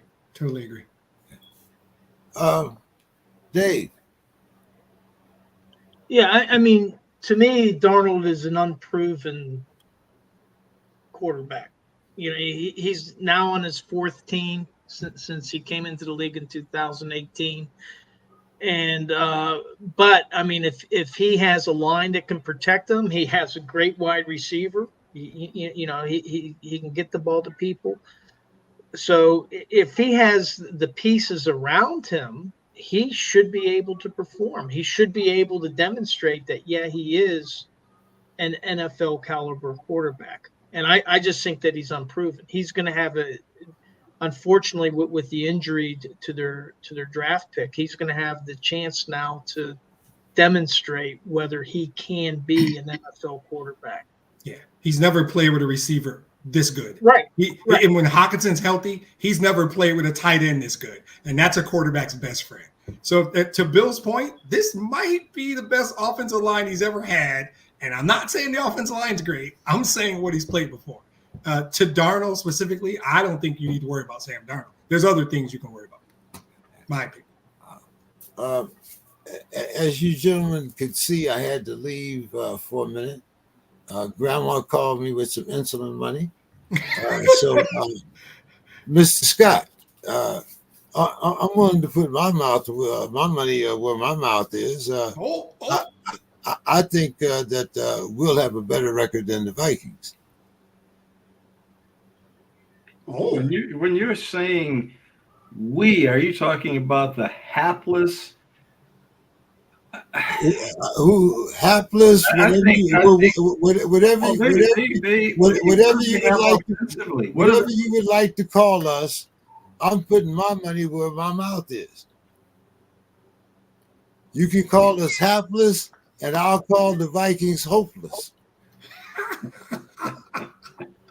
That's awesome.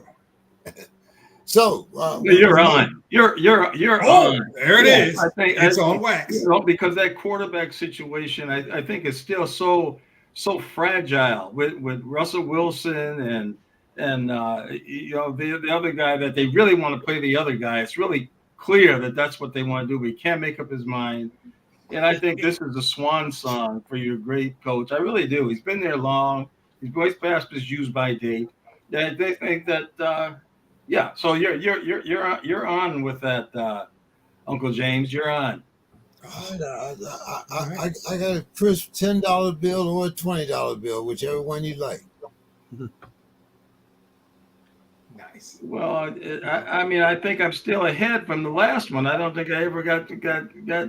And then I think I had something with Demetrius, and I don't think I've ever got paid from anybody on this thing. That's bullshit. I do not make wagers on podcasts. That never happened. Yes. That never happened. I don't make wagers. I mean, we might have made one this year, but that's fine. We haven't done it. I feel like Dave, Bill, and Don would like us to settle all this shit at some other time. Let's talk about your Detroit Lions there. Yes, let's do that. What's going on with your Lions? We have seen a couple signings with the Lions. Yeah. What's happening there? Not a lot. We're good, so there wasn't a whole lot. I mean, we're a Super Bowl caliber team, so we weren't going to get some massive turnover, right? There's a couple of surprises. There's a tight end that made the roster that they like for a lot of reasons. A linebacker we got from Kansas City, Ben Neiman, made it. But our team is kind of set. We had a weakness at wide receiver 3, if you want to call that a weakness. So we went out and signed Tim Patrick from Denver and Allen Robinson. But in our offense, that's the 5th guy. You know, it's St. Brown 1, Laporta 2, J-Mo 3, Gibbs 4. So the 5th guy for 40 catches, just come in, catch the passes we need you to. You're not going to stop us from going to the Super Bowl. So we just didn't. We were set. Our 22 was set. Hell, our 32 was set. Our camp was about settling 8 or 9 roster spots at the back end of the roster, because we really were set coming into camp. We revamped the secondary. I don't need to do a whole big song and dance. I told you guys 2 years ago on this podcast that this was the year the Lions. I said it. It's on wax. I'll pull it up, show you next week. I said it on this very podcast that the Lions were 2 years away from being they got there a year early, NFC Championship. I think they're right now on paper. I think we're the best team in the NFC. I think San Francisco's got to figure out Ayuk. They got to figure out Trent Williams. They've got issues. Philadelphia quarterback hates the coach. Nobody wants to talk about Jason Kelce. He was just probably the best center in the league that they lost, or Bradbury. Everybody just wants to say, oh, they got Saquon Barkley and they got the corner in the draft. Okay. I don't know if I sit here and I say to you, name a team that's definitely better than us in the NFC, and you've got a quick answer, then we're just watching different football. Because I don't know who that is. We didn't lose anybody. We got all 3 of our coaches back. I re-signed our quarterback, our best receiver, and our best lineman. Extensions. Everybody's happy, everybody's back, and everybody's good and young. I don't know what I'm supposed to say right now, other than I think we're going to the Super Bowl. I'm sorry. Do I possibly fear Kansas City or Houston or some of those teams on the other side? There's some good teams on the other side. I don't, on paper, I think we're the best team. I think we dominated San Francisco for a half and then gave them the NFC Championship game. Yeah, I'm sorry. Going for it on fourth down. No. Got to watch more football. Players make plays. My favorite player in the history of football is a receiver named Herman Moore. He said something very simple. If both my hands touch the ball, I'm supposed to make the catch. Now, Josh Reynolds is no longer a Detroit Lion. It's not a coincidence that he dropped a 4th down pass that would have probably sealed the game. And then he dropped a 3rd down pass that would have probably allowed us to kill the clock. I'm not going to talk about the fumble by Gibbs or the ball that bounces off a corner's helmet. We lost that game. Sometimes we get beat. Sometimes you lose. We lost that game. And I'm cool with it because almost everybody's back. The coach, the OC, the DC, the quarterback playing his best football, another good draft. I'm sorry. I'm listening to arguments if you guys got something telling me why we are probably not the best team in the NFC. I don't know what they are. Well, I've said it before. If the dog had to stop to doo-doo, he'd have caught the rabbit. I don't know what that has to do with anything we're talking about. Dogs and rabbits have nothing to do with anything. It is that we were in the NFC Championship game, dominated for a half, and then made 4 critical mistakes in the second half. It's not about dogs and rabbits and doo-doo. It's not. It's about a really good football team that got better because we had a weakness in the secondary and we fixed it. We're better than we were last year, and we were a half away from the Super Bowl. There's no dogs, no doo-doo, no rabbits. Just a really good football team that plays in Detroit. That's all I'm saying. Don, let's talk about your guys down here in Texas. CD got his bag, 4 years, $136 million, making him the second highest paid wide receiver in the NFL. $100 million guaranteed, $38 million signing bonus. My math has to be off somewhere here because to me, $100 million guaranteed and 38 is 138 mil, but 38 is part of the guaranteed 100 million. Right. Okay. 38 is what he got today. Okay. 100 will be guaranteed money over the next couple of years. Yeah. So that makes his annual salary at 34 million, just behind Justin Jefferson. Don, what's going on? Now that you've settled CD, what's going on with Micah? What's happening with Dak? Well, so if you remember last week, we discussed this. And I said within 10 days, Lamb will have his deal. I said Jerry will break and he'll cough it up, and sure enough, he did. He coughed up, a small fortune, but hey, and the Cowboys, we had nothing to show for. The Cowboys, if they make the playoffs, they'll lose the first game. So it's same old, right? But Lamb's a great receiver. Don't get me wrong, but Cowboys have more pressing needs than a $1 billion wide receiver. I mean, Jerry likes the shiny object, and he'll go for it every time. That's been proven. But the Cowboys have a very talented roster. You can talk about Michael Parsons. I mean, that guy is. Hopefully we'll get him squared away. I think Dak is probably on his last year of being a Cowboy. I don't see the Cowboy Nation having that lack of success in the playoffs. I don't think they'll stand for that much longer. But I guess ultimately that's Jerry's choice. But I just don't see. Cowboy fans are very entitled for no reason because they haven't seen the Super Bowl since the '90s. But it's crazy what goes on in Texas sometimes. Mr. Scott, what's your thoughts on the Cowboys? Well, I just have to ditto the last comments. I think this is make or break for Dak, but then there seems to be a good push to give him another bag. I keep hearing people saying that he deserves it and he should get it, and so I think this is their make or break type of a year. I mean, with Dak, the fact that they went ahead and paid CD Lamb, it sounds like Jerry wants the bag, and he says he's the greatest GM. And who's better? He says nobody's better than him as a GM. So this is the year that they have to, with Dak, it has to really happen. And I'm not talking about 10 wins. I'm talking about 12, 13, 14 wins. This has to be their year. So can they make it? I think this could be the last hoorah. Did Jerry Jones actually say he was the best GM in the league? He said that? Well, I thought I heard that somewhere. Wow. Hey, Brad Holmes on line one, Jerry. Sorry. What? Okay. I guess CD Lamb, I think today said he was about it. To be paid. What were you saying there, Dave? I think CD Lamb, I think it was today, after he signed his contract, he said now it's time to get Dak Prescott paid. Awesome. Bill. Thought I heard that. Yeah, well, I'm going to have a wellness check on Brad Holmes, Howie Roseman. Exactly.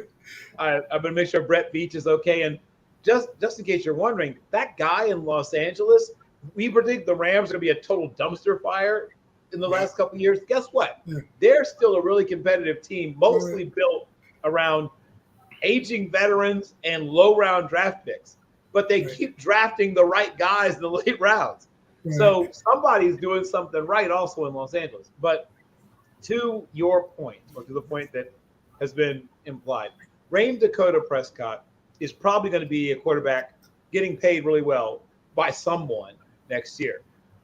Short of a Super Bowl appearance, I don't think they care if they win 17 games in the regular season. As Don pointed out, if they literally run the table, win every game in the regular season, are knocked out in the first round of the playoffs, the first round they play in, Cowboys fans are going to still lose their minds because, once again, their birthright is the Super Bowl. As Don pointed out, they've been going without their birthright for going on 33 years now. So I can understand it must be a frustration for someone who indeed believes that, at least to some extent, the league revolves around them.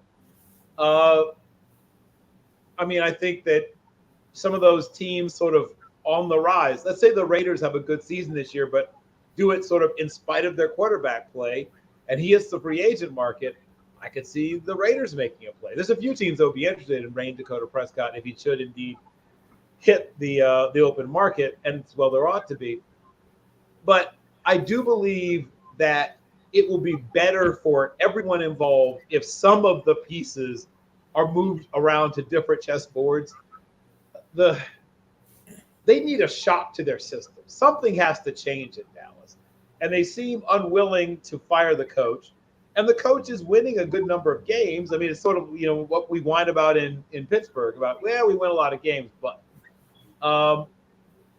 and Jerry has made it very clear he would like to win a Super Bowl before he dies. He's said it various ways on multiple occasions. And he's 77, 70. I don't remember exactly his age, but he's at the point where he's closer.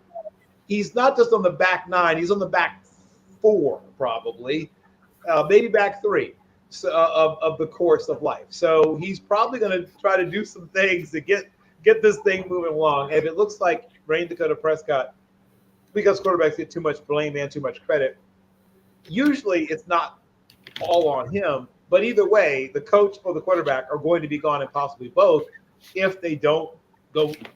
I think a Super Bowl appearance is what it would take to save them together. One or both of them is gone. Anything, I believe, short of a Super Bowl appearance. I think definitely one and done means maybe they're both gone, but definitely one's gone. Demetrius, do you concur? Oh, Dallas? Yeah, I think Dallas is just a kind of a weird TV show that we all have to watch, and I don't think they're very good. And I think Bill just they had to sign CD. That was smart. I don't think they got better than they were last year. So I don't know. And I think Dak playing on the last year, I don't know how that's good for your culture, for guys who may think about coming there or guys who are there to say, not to bring up my team, but in this offseason, they signed Goff, St. Brown, and Penei Sewell, none of whom they had to sign this year. They chose to sign them. Lock them up now. That's a culture message, right? CD had to wait long and cry for his bag. I don't think they want Dak Prescott. I don't think you let a quarterback you like play on the last year of his. You don't do that. That's unheard of. I mean, like I said, Dave or Bill can probably name somebody. I don't know. But if I love my quarterback, you have to go back to Joseph Peter Flacco, right? The last time a guy got to this point. And then he took him to the Super Bowl and won, and he got his money. Right. Exactly. And like I said, again, using my team, the Lions were never letting Jared Goff get close to taking a snap on the last year of a deal. That's absurd. If you like the guy and you think he's good, you don't do that. So somebody somewhere is telling Dak, they don't like you, they don't want you. Jerry's the best GM in the league. He thinks he can go find somebody else. And so, again, Bill nailed it. Dak will be in Vegas next year, and Dallas will have a different quarterback. What do you think, Dave? Well, I mean, they had to pay CD Lamb, with Dak Prescott. How old is he now? 32? Dak? Yeah, CD's younger. Yeah, Dak is. I think Dak's 31. Something like that. And so I tend to agree. If they don't win, it's not going to be the fans. It's going to be Jerry Jones that's going to cut bait with Dak Prescott. And and I don't know what that portends for Dallas's future. Now the thing is the NFC East. The Commanders are rising. They have a new coach. They're trying to rise, but they're not a great team. Somebody had mentioned the Eagles before. They've lost some key players. Are not as good as they were. And you got the Giants, and I'm not sure about that Brian Dable. And so, Dallas kind of benefits from what to me is kind of a weak division. Well, I think they've always benefited from that. It's always been either Philadelphia or Dallas. It's been a long time since the Commanders have really contended. I think. But I mean, that's going to be their road. I mean, they're going to benefit from that. So they may have a winning record, maybe in the playoffs. But what do they do once they get in the playoffs? Well, now I'm going to pose a question to you guys that's not really on here, but I've asked it before. If Dak is going to be a $60 million quarterback, let's say $55 million, does that make Brock Purdy the next $60 million quarterback next year when his contract is up, or when he goes in for his extension off that No, contract? no, not at all. Not at all. I think I'm sorry. I'm just going to jump in and say some of what you're talking about is the next guy just keeps going. But then sometimes you have to acknowledge what a guy is. And what I believe Brock Purdy is a good quarterback in a really good system. And I don't know that San Francisco gives him more money than Patrick Mahomes, because they probably believe in their system they can find someone else to do it. And if somebody will give Brock Purdy no, I'm sorry. I think there's still common sense somewhere in this league. I just think so. And the day Brock Purdy is making more than Patrick Mahomes, I might have to stop watching football. No, I said Dak. I said Dak. No. But you said will then Brock Purdy get even more than Dak? Was that the question? Yeah. No. He shouldn't get more than Dak. Dak shouldn't get more than Mahomes, but he probably will until Mahomes redoes his deal. But it should be a world where I just think San Francisco believes they have a system, and Brock fits their system. Yep. I don't know that Brock fits every system. He fits their system, but I don't know if he fits their system to the tune of 60 mil per. So, because I think you can get somebody else. This is my opinion.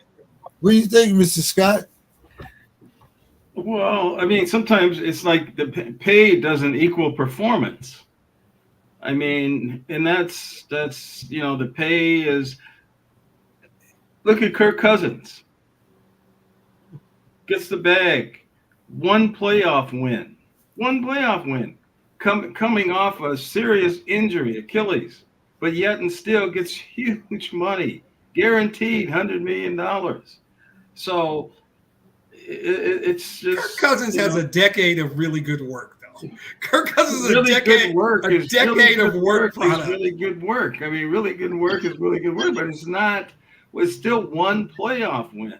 I know, but I think his deal is only paying him 40-something, 42 or 43. That $100 million guarantee. Well, I'm just saying. And Minnesota's paying the rest, kind of like Pittsburgh.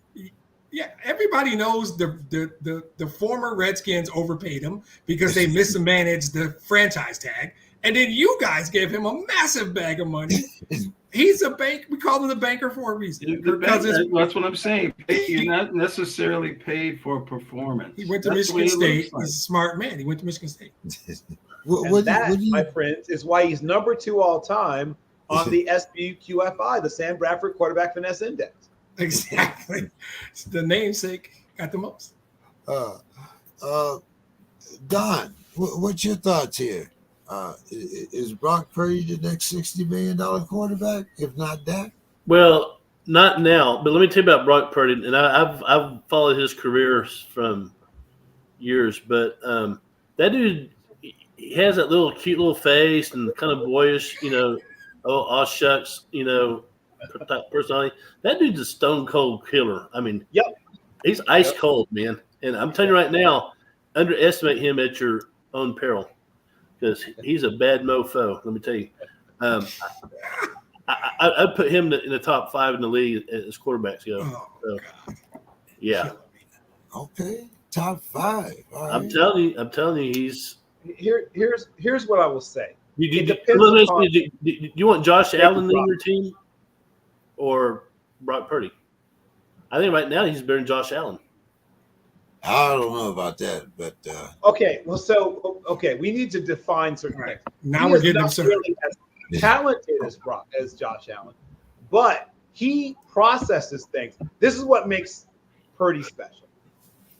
When coaches go back and look, they're like, this kid's right, like 92.5% of the time on every decision he makes.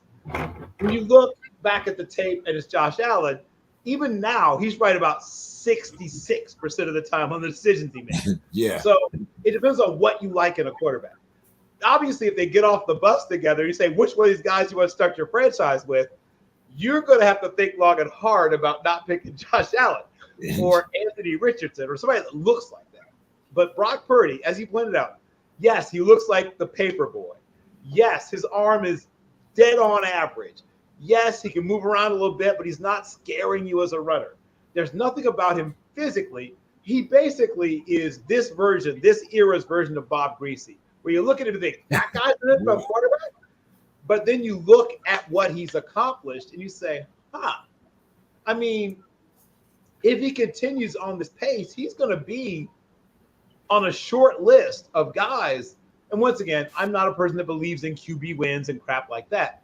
But his efficiency numbers, if you're a numbers guy, Demetrius, his efficiency numbers are historic. If he continues on this path, he's going to have one of the greatest careers, at least in terms of all the efficiency metrics you could ever want.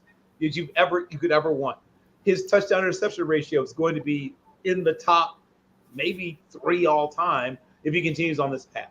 He's already on the trajectory of being one of the most efficient quarterbacks we've ever seen, ever. Now, is the system, once again, that's true of every quarterback. It's true of Montana, right? I mean, pick anybody you want to. If no quarterback's been great in a system that's bad for them, that's never happened. So every quarterback that's ever been great was in a system that was good for them, right? It just happens he isn't. But you drop him in Cincinnati, he's not going to suck. I promise you.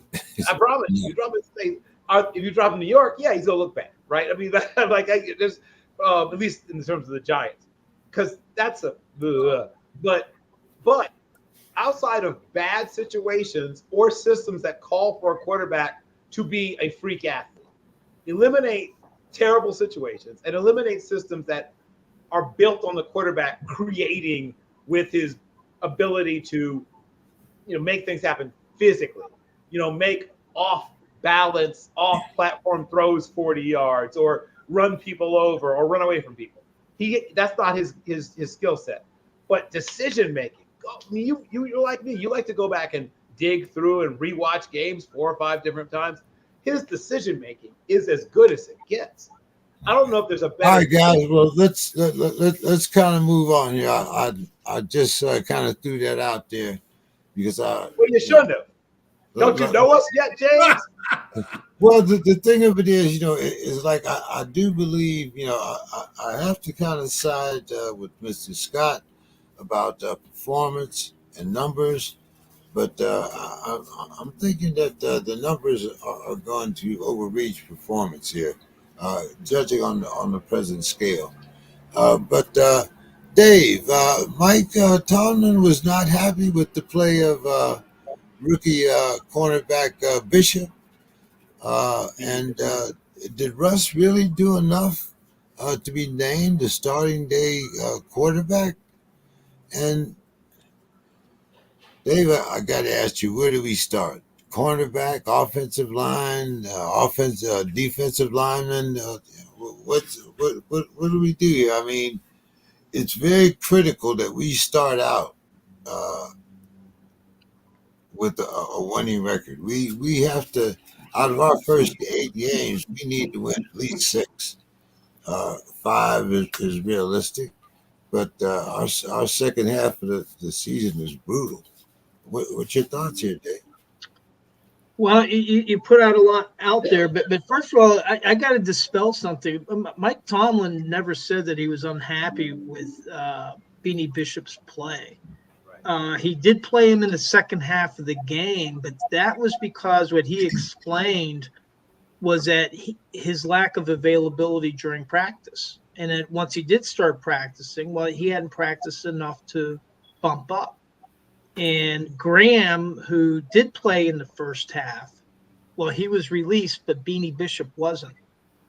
So that should tell you where Mike Tomlin holds Beanie Bishop. And then also, on Monday, he was reportedly working out with the number 1 team. But that said, he might not be the answer in the slot corner. They got some issues there. The thing about Russell Wilson, people have been trying to make a big thing, and even Mike Tomlin fed into it a little bit, kind of delaying the announcement of who was going to be starting. Anybody that follows the Steelers closely, anybody that's listened to Mike Tomlin talk, knew that Russell Wilson was the starting quarterback from day one. And the idea, like this third game, that they kept him in for one series, they finally, scored and then took him out. And then that tells you right there, that's he didn't need to see anymore. That's his starter. He wanted an extended look at Justin Fields because Justin Fields may not be playing as much once the regular season starts. So I think that it was Russell Wilson's job all along. He had a little bit of a delay because of his injury, but week 1 it's going to be Russell Wilson. And maybe Tomlin was trolling Raheem Morris about whether he should be prepared for maybe some running packages for Justin Fields. So, maybe we'll get to see a little bit of Justin Fields in a limited way early in the season. But the bigger concern right now is that in their practice today, Isaac Solomolo, their starting left guard, had a pec injury. So he's probably out for at least, luckily he didn't need surgery. Otherwise, he would have been out for the season. But now they've lost their left guard for at least 4 games. They're saying that he's going to be out for at least a month. So right now, they got to make a decision. Is it Mason McCormick, who they just drafted, or is it Spencer Anderson, who's in his second year? Are they going to fill in for him, or are they going to look outside to bolster that offensive line? Because now you got a rookie, Zach Frazier, who's going to be the starting center. You got Broderick Jones, who's been underperforming. And so then, you may have Troy Fautanu, who was just drafted, coming off a knee injury that might have to start. And they may go back to Dan Moore at left tackle.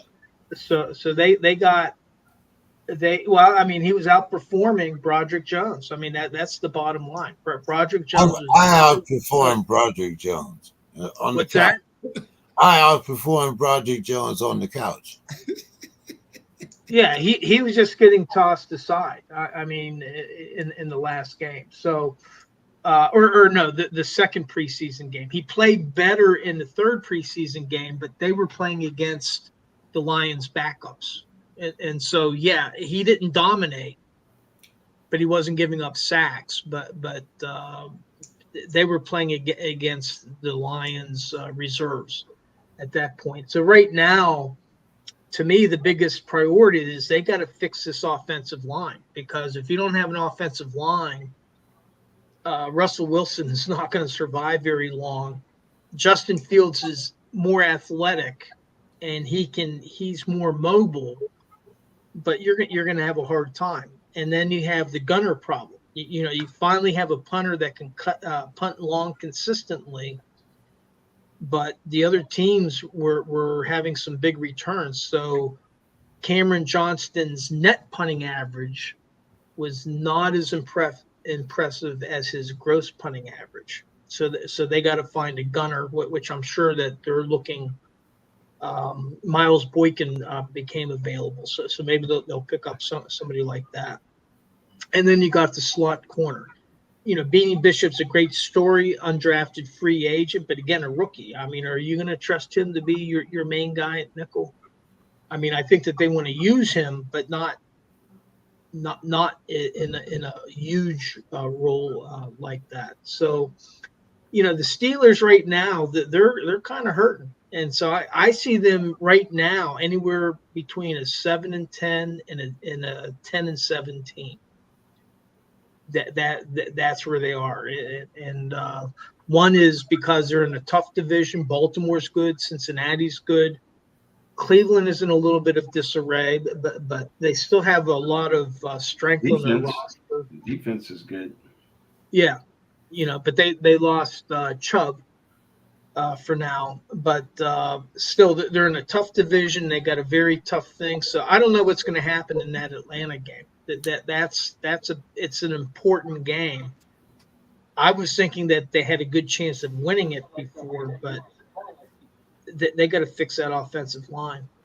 And we played the AFC West and the NFC North. No, don't play the North. I'd have to look at it.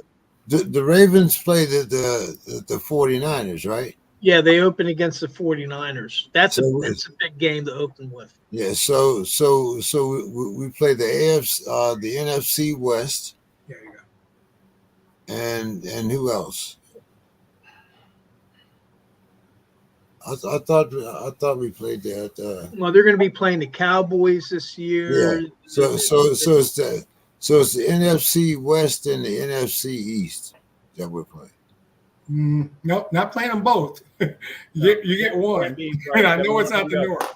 So I don't know your schedule though. So, but yeah, I know we. Well, Dave has just solidified my bet, James. So the bet is on. You know, it's just solidified. You're going to be a sub 500 team. The Vikings. That is not the bet. That is not the bet. The bet is that we have a better record than the Vikings. Yes, that's what I'm saying. That's the way I'm taking. Because we know the Vikings are going to be sub 500. I'm taking your bet, and I've got witnesses here. I know some of the witnesses are extremely biased, but they are here, and this is on tape. So sometimes it's almost like you're watching when you go watch CNN. Okay, you see something happen, then you go watch Fox, and it's a whole different swim on the thing. So is it a 10 or a 20? Okay, so I don't want to hurt you, so it's a 10. I haven't got that's a 10. For those who are wondering, okay, who are playing in the NFC, it's the NFC East. Playing the East, James. Dallas Giants, Eagles. Yeah, that's what I thought. The East, and we play the AFC West, right? I mean the NFC West. If the Ravens are playing the 49ers. That could be what they're doing is some of those games are based on the first place team plays the other first place team. That's the first place schedule part. Okay. All right. Okay, understood. Let's start final thoughts here. Bill. Well, as has been pointed out, we are now at the time of year that we all have been waiting for, I mean, it seems like years, but it's actually been a few months. We are so conditioned, or at least I'll speak for myself, I am so conditioned to build so much of my life around the game of football that when it goes away, even though it's not gone that long, I do feel a void in my life. And this is, something that I don't do for a living. I mean, it's something I do because I am passionate and I love it. And I think about all those young and sometimes not so young men that have had their lives thrown into at least temporary disarray. For some of them, it'll fall back into place pretty soon. They'll go back either on the active roster due to someone else being moved or injury or what have you, or some of them will go back to where they were on, the developmental, aka practice squad. But for some of them, though they don't know it, they will never play professional football again.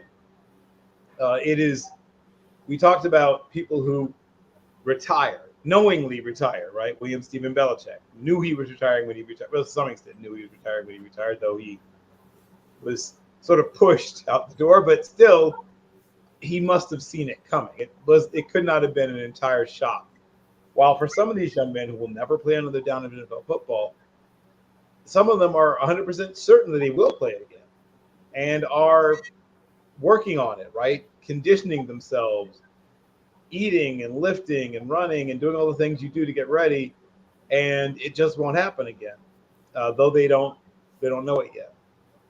So I definitely think about, on this day at this time, this incredibly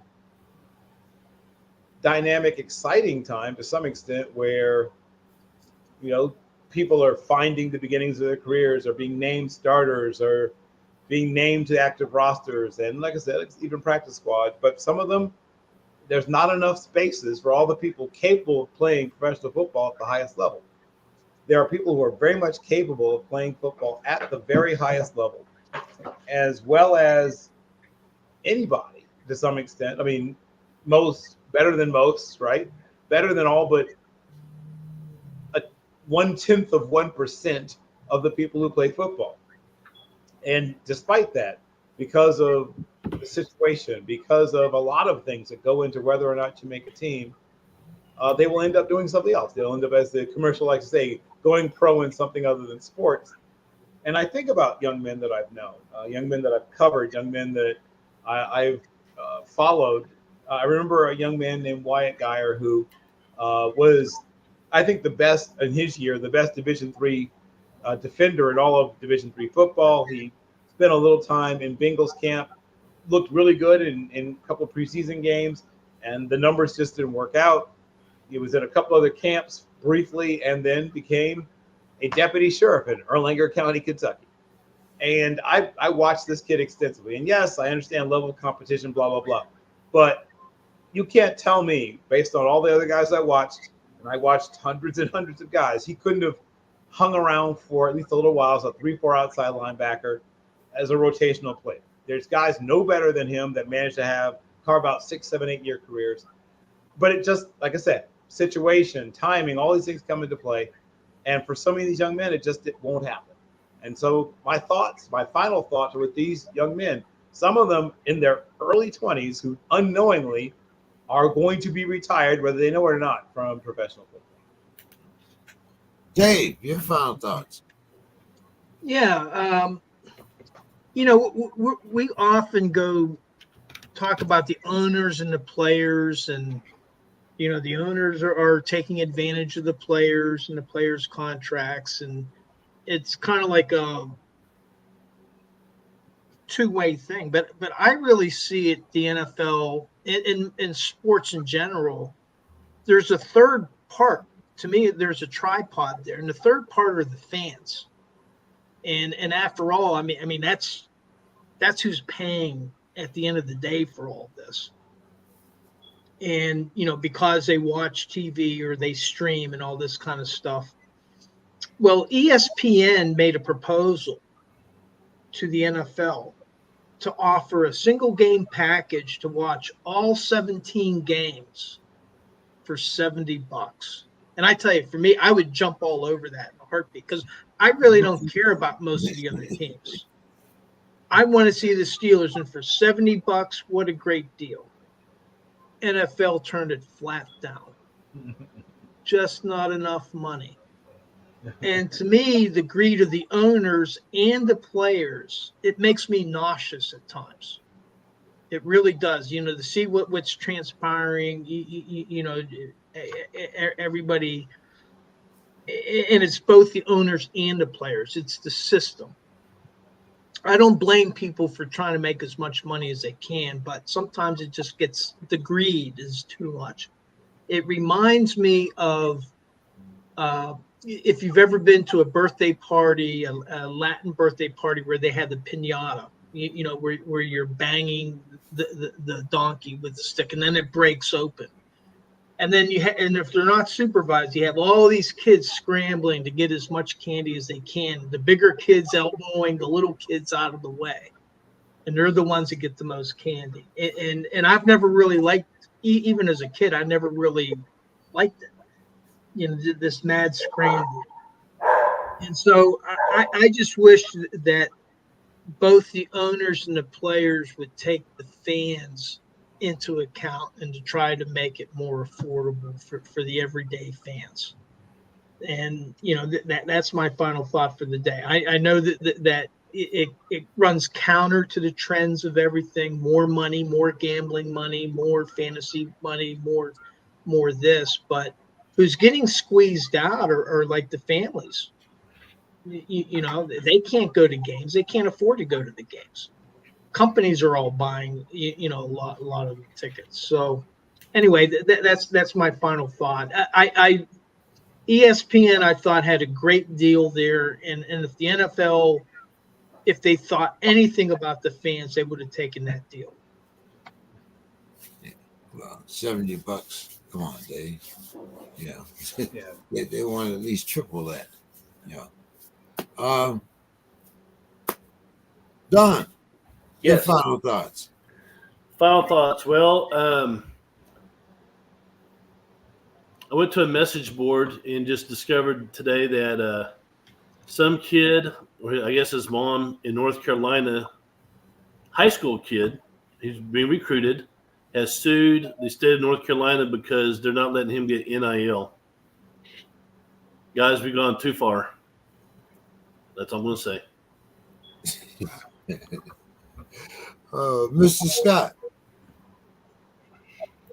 Well, I'll just kind of piggyback on what Dave was saying about the access, because they had taken the Twins, they just got back on this, what is it, Valley Sports or Diamond. So you actually could not see the games. And I mean, in the summertime, I mean, that's kind of my diversion, to watch baseball, to see the baseball games.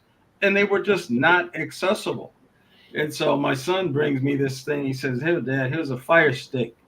You can do this." I'm like, well, okay. So I've got to go through this. And so I've still got it sitting up here. I suppose I'll try it. But now they've just put it back on. But it's just for the baseball is just for this year. And they've got to go back to the table. And it may not, or somebody else may have it. And then I saw something about Major League Baseball was going to take over for certain teams. And I think they already have for certain teams. Somehow baseball has taken over, but then you have to pay them.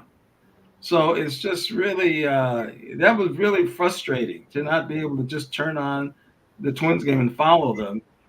Even though I'm very upset with their manager, I don't think he knows what he's doing. He has no idea about lineups. I mean, he might have the catcher Ryan Jeffers bat first, Eddie Julian in cleanup. I mean, that bullpen is trash, but still they're a few games out. And then what about these closers? What about the different positions they just sent, now that they have the minor league system in St. Paul, they have a minor league team in St. Paul. So they just bus people back and forth to St. Paul. I mean, they'll bring them for one game, go back the next day, go back. So it's just really interesting how he's managing, because he has a bullpen of at least 25 or 30 pitchers, and half of them are in St. Paul, and they just come up and come back, and the weird lineups. It's just, I guess it's a matter of getting used to this stuff. Like the college football, the Gophers play tomorrow. They play North Carolina. And so a lot of the old rivalries, always playing Ohio State, always playing Michigan, It's just, so it's a new world. And I guess it's just about getting used to it. I saw Demetrius has his Fire Stick. I shouldn't be surprised that he's, jumped on it for anybody, but absolutely. I'm the one behind. Okay, I'm the one. Yeah. So did we just lose our host? Where's our guest? Yeah. His Fire Stick went out. Yeah. Okay, all right. Just want to make sure he's all right. There he is. All right. I got my Fire Stick too. Yep. If you live in a city that's not your home, you have to. David, you got to get one. It's the greatest thing. It's the best investment I've ever made. I'm telling you. I could do a whole final thoughts, but it is your final thoughts. Okay, so. My turn. I'm not going to do that. Every now and then, I just like to celebrate great players, especially old ones that I feel like people haven't acknowledged well and forgotten about. And since Bill's on, and I need him to wake up. All right, there he is. So Don might know, Mr. Scott might know. I'm going to do it the way I do, where I'm just going to start naming off stats about him, see if they can guess who he is. It's basketball, David, so I don't know how much you love basketball. So, but I just came across his name earlier. I thought, I don't know if we acknowledge this guy. So just quickly, some of the stats. 9-time All-Star, 3-time ABA All-Star, hint. All anniversary team, 50th anniversary, 75th anniversary, happens to be a Detroit native, coolest nickname in the history of basketball, 4-time scoring champ, 5-time All-NBA first team. The term prolific scorer Sounds like Dr. J. was not quite. George The Gervin. term prolific scorer was probably come up for him. He was probably the one. So the Iceman. Good answer. Not the right one. So you hear about guys being unstoppable. If you take out his rookie season and his last season, he averaged 26 a game. That's got him ahead of Kareem, Larry Bird, who played in the same era, right? He's ahead of guys from now, like Steph Curry and Kobe, when they don't even play defense. He is 7th all time in field goal percentage, which is about making baskets for guards.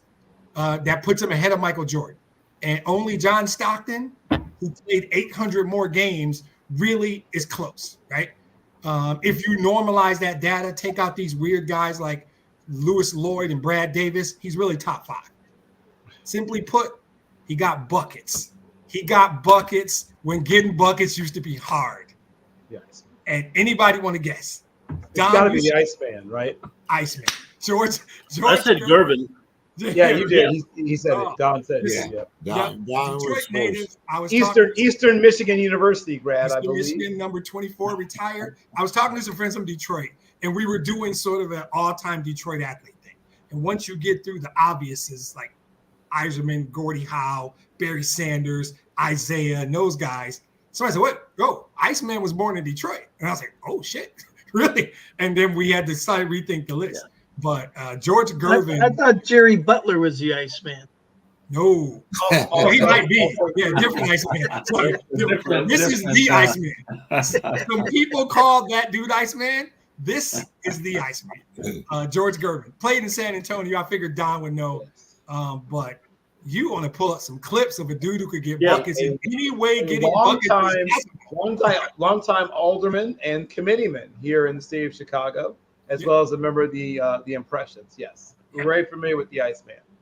I'm familiar with both of them. Both Iceman, yeah. But yeah. So I just wanted to. Sometimes I think we forget about some dudes that were really great because of these kids. Yeah. These kids now jacking up YOLO threes from half court because you can't play defense anymore.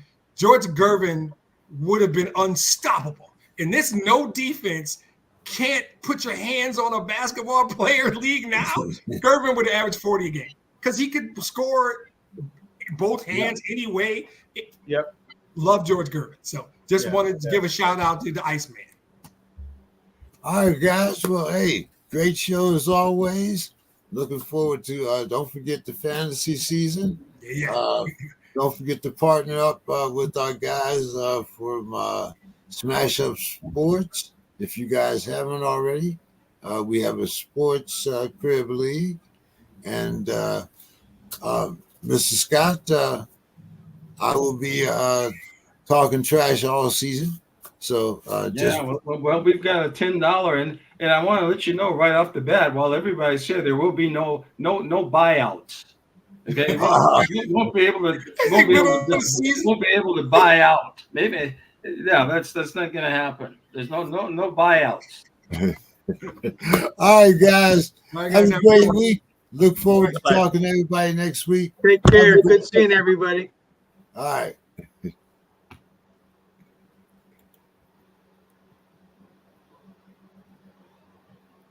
Bill, did you